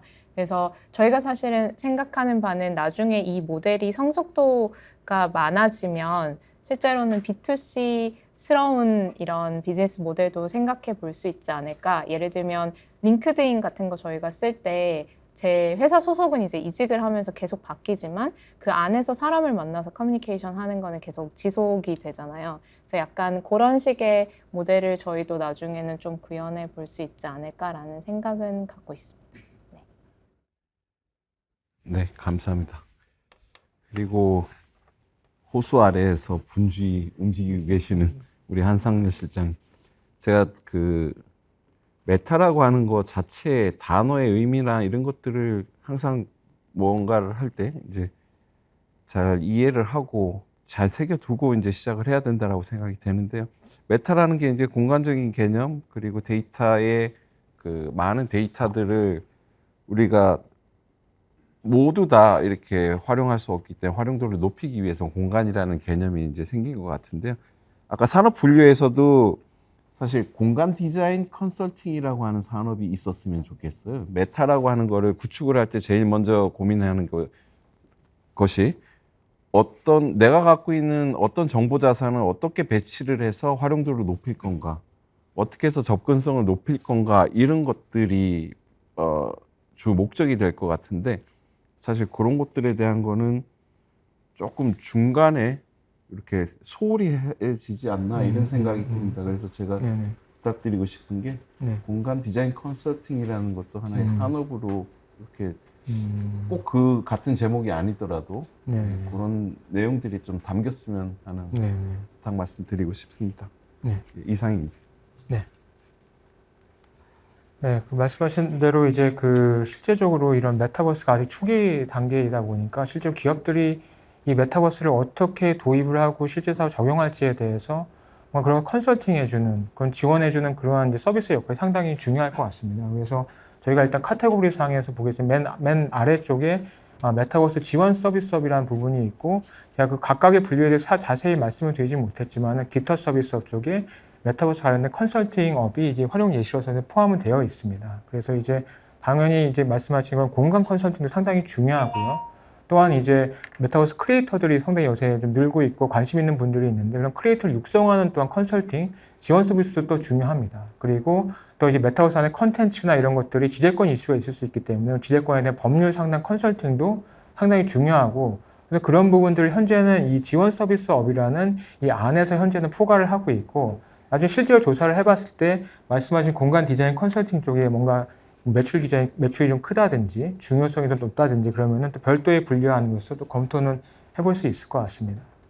그리고 이제 그 앞서 그 실장님께서 그 공간 패턴이 반드시 필요한지에 대해서도 질문을 주신 게 저도 좀 답변을 좀 제 나름대로 생각을 좀 말씀드리고 싶은데 결국 저는 공간 컴퓨팅이라는 게 새로운 어떻게 보면 유저 인터페이스 기술이라고 생각을 합니다. 우리가 PC도 생각을 해보면 많은 사람이 관심을 끌었던 것이 마우스를 이용한 GUI가 굉장히 많은 관심을 끌고 사용의 편의성을 높여졌고 모바일 시대도 어떻게 보면은 그전부터 블랙베리 같은 것들이 있었지만은 터치 인터페이스가 이제 나오면서 많은 사람들이 관심을 갖게 됐고 터치 누르는 것 자체에서 큰 흥미와 어떤 재미를 느끼는 부분들이 있죠. 그런 것들이 아이들이 쉽게 그런 부분에 많이 이제 빨리 익숙해지는 것 같고요. 그렇기 때문에 공간 컴퓨팅에서도 이 공간이라는 부분을 우리가 어떻게 편하고 직관적으로 이제 쓸 수 있느냐, 그런 UI를 제공할 수 있느냐 상당히 좀 중요한 좀 이슈가 될 것 같습니다. 그래서 애플의 비전 프로를 보게 볼 경우에도 뭐 해상도도 굉장히 중요하지만 결국은 거기 나오는 서비스를 내가 어떻게 쉽게 직관적으로 쓸 수 있느냐, 그래서 동작 인식이라든지 제스처 인식이라든지 그런 기술에 많은 좀 진보를 보이고 있는데 그런 뭔가 매력적인 유저 인터페이스가 만들어지게 되면은 콘텐츠 못지않게 그런 것들도 이용자들을 이 메타버스 서비스 안에 끌어들이는 중요한 요인이 될 것 같습니다. 그래서 그런 관점에서 우리가 새로운 어떤 터치 인터페이스에 의한 새로운 어떤 유저 인터페이스로서 공간 컴퓨팅을 좀 우리가 관심 있게 볼 필요가 있다. 이렇게 생각이 됩니다. 자, 이남경 실장님 감사합니다. 자, 시간 관계상 플로어에서 질문 한 가지만 좀 받아보도록 하겠습니다. 네. 예, 아주 유익한 말씀을 많이 들었습니다. 제가 이제 몇 번째 지금 메타버스에 대해서 참여하고 있습니다. 저는 그 행정 중에서 이제 의료 정책을 연구하는데 아까 의료에 대한 것도 나왔습니다. 제가 여쭙고 싶은 거는 애트리 실장님한테 한번 여쭙고 싶습니다. 지금 이제 그 메타버스가 이제 좀 주춤해진 게 사실은 그 챗GPT 나오면서 그쪽으로 상당히 많이 쏠렸잖아요. 관심도 그렇고 실제 이용도. 오늘도 뭐 일간지를 보면은 결국은 대기업들이 거의 다 지금 그 GPT 그 기술을 이용해서 어떻게 사업을 활성화하느냐 거기에 많이 초점을 두고 있는 것 같고 요새는 그게 이제 라지 랭귀지 모델에서 멀티 모델로 갔지 않습니까? 그래서 오늘 신문에 난 거 보면 인간처럼 생각하고 어떤 체계적인 학습까지 할 수 있는 이런 능력이 있다고 이렇게 나오는데 그런 면에서 보면은 지금 메타버스 혼자 메타버스의 기술 그것도 여러 가지 혼합 기술이고 관계되는 겁니다만은 지금 GPT 그거하고 관련해서 어떻게 좀 발전시키면은 더 우리나라가 좀 앞으로 산업 또 여러 가지 지금 4차 산업 활성화하는데 좀 바람직한 각을 여쭙고 싶습니다. 감사합니다. 제가 조금만 질문에 대해서 여쭤보고 싶은 게 GPT를 이용해서 메타버스를 발전시키고 싶으신 건가요? 아니면 GPT가 우리나라의 전반적인 발전에 어떤 역할을 할 수 있을까를 여쭤보시는 건가요? 하여간 GPT를 활용해서 했는데 그걸 메타버스하고 같이 지금 해서 해놓은 방향이 어떤 GPT 위주로도 그쪽을 좀 포함해서 하는 그런 발전 전략이나 어떻게 성장 전략이 좀 있는 것 같아요. 우리나라 지금 굉장히 답답하잖아요. 산업이나 네. 저한테 굉장히 무거운 짐을 주시는군요. GPT는 사실 챗GPT는 대화형 인공지능이라고 이렇게 보시면 될 것 같고요. 단지 이제 인터페이스 서비스 인터페이스가 텍스트 기반의 대화형 언어 기반으로 이렇게 진행이 되는 거고요. 그 안에는 사실 학습을 시킨다거나 하는 것들은 다른 인공지능 모델들하고 다 똑같습니다. 근데 이제 이거를 메타버스하고 이제 연결을 하자고 하면은 메타버스 안에서 우리가 이제 대화라는 것도 이제 분명히 일어날 거고요. 그게 이제 우리가 텍스트 기반의 대화일 수도 있고 오디오 기반의 대화일 수도 있는데 이런 것들이 어쨌든 스피치 투 텍스트든 텍스트 투 스피치든 이런 것들은 의미적으로는 인공지능이 알아들을 수 있게끔 기계가 해석을 해낼 거고요. 해석된 데이터를 어떻게 활용할 거냐라는 건데 생성형 AI라고 하는 것들이 이제 또 나오죠. 그러면은 그 안에서 메타버스는 그래픽이 기반이죠. 이미지뿐만이 아니라 동영상이라든지 이런 것들이 있는데 그 안에서 대화 자체를 즉석에서 바로 생성형 AI로 이미지로 만들어준다든지 하는 것들, 그런 것들, 그리고 내가 뭔가 강의를 듣는다거나 이제 연사가 설명하고 있는 것들을 사파로 만들어준다든가 하는 것들, 뭐 그런 것들도 가능할 수 있겠죠. 그래서 이제 미리 이제 녹화되어 있는 영상 안에서의 그 챗 GPT 활용도 있겠지만 라이브 방송 안에서 예를 들어서 어린아이가 듣는 그 채널 같은 경우에는 어린아이에 맞는 생성형 AI가 그림을 만들어준다. 샤파를 만들어준다. 아니면은 어느 정도의 스토리, 씬이 이렇게 그 분류가 됐을 때 그 그룹, 블락에 대한 사파를 만들어주는 것들, 이런 것들도 있을 거고, 만약에 이제 뭐, 성인들을 대상이다. 그러면 성인들에 맞는 또 이제 사파가 만들어진다. 뭐 예를 들면 그런 식으로 이제 활용할 수가 있게 되는 거죠. 챗 GPT는 사실 그게 역시나 메타버스와 마찬가지로 새로운 형태의 서비스 인터페이스, 지능적인 서비스 인터페이스가 될 거라고 이렇게 생각이 됩니다. 네, 약속한 시간이 지나서 이것으로 패널 토의를 마무리하도록 하겠습니다. 지금까지 패널 토론에 참석해 주신 모든 분들께 다시 한번 큰 박수를 부탁드리겠습니다. 네, 이번 포럼을 통해 메타버스의 현재와 미래에 대한 논의가 활발히 이루어지고 메타버스 산업 발전을 위해 지혜를 모으는 장이 되었다고 생각합니다. 마지막으로 이 자리에 참석해 주신 모든 분들께 다시 한번 감사드리며 이것으로 제59회 스프리 포럼을 모두 마치겠습니다. 안녕히 가십시오. 감사합니다.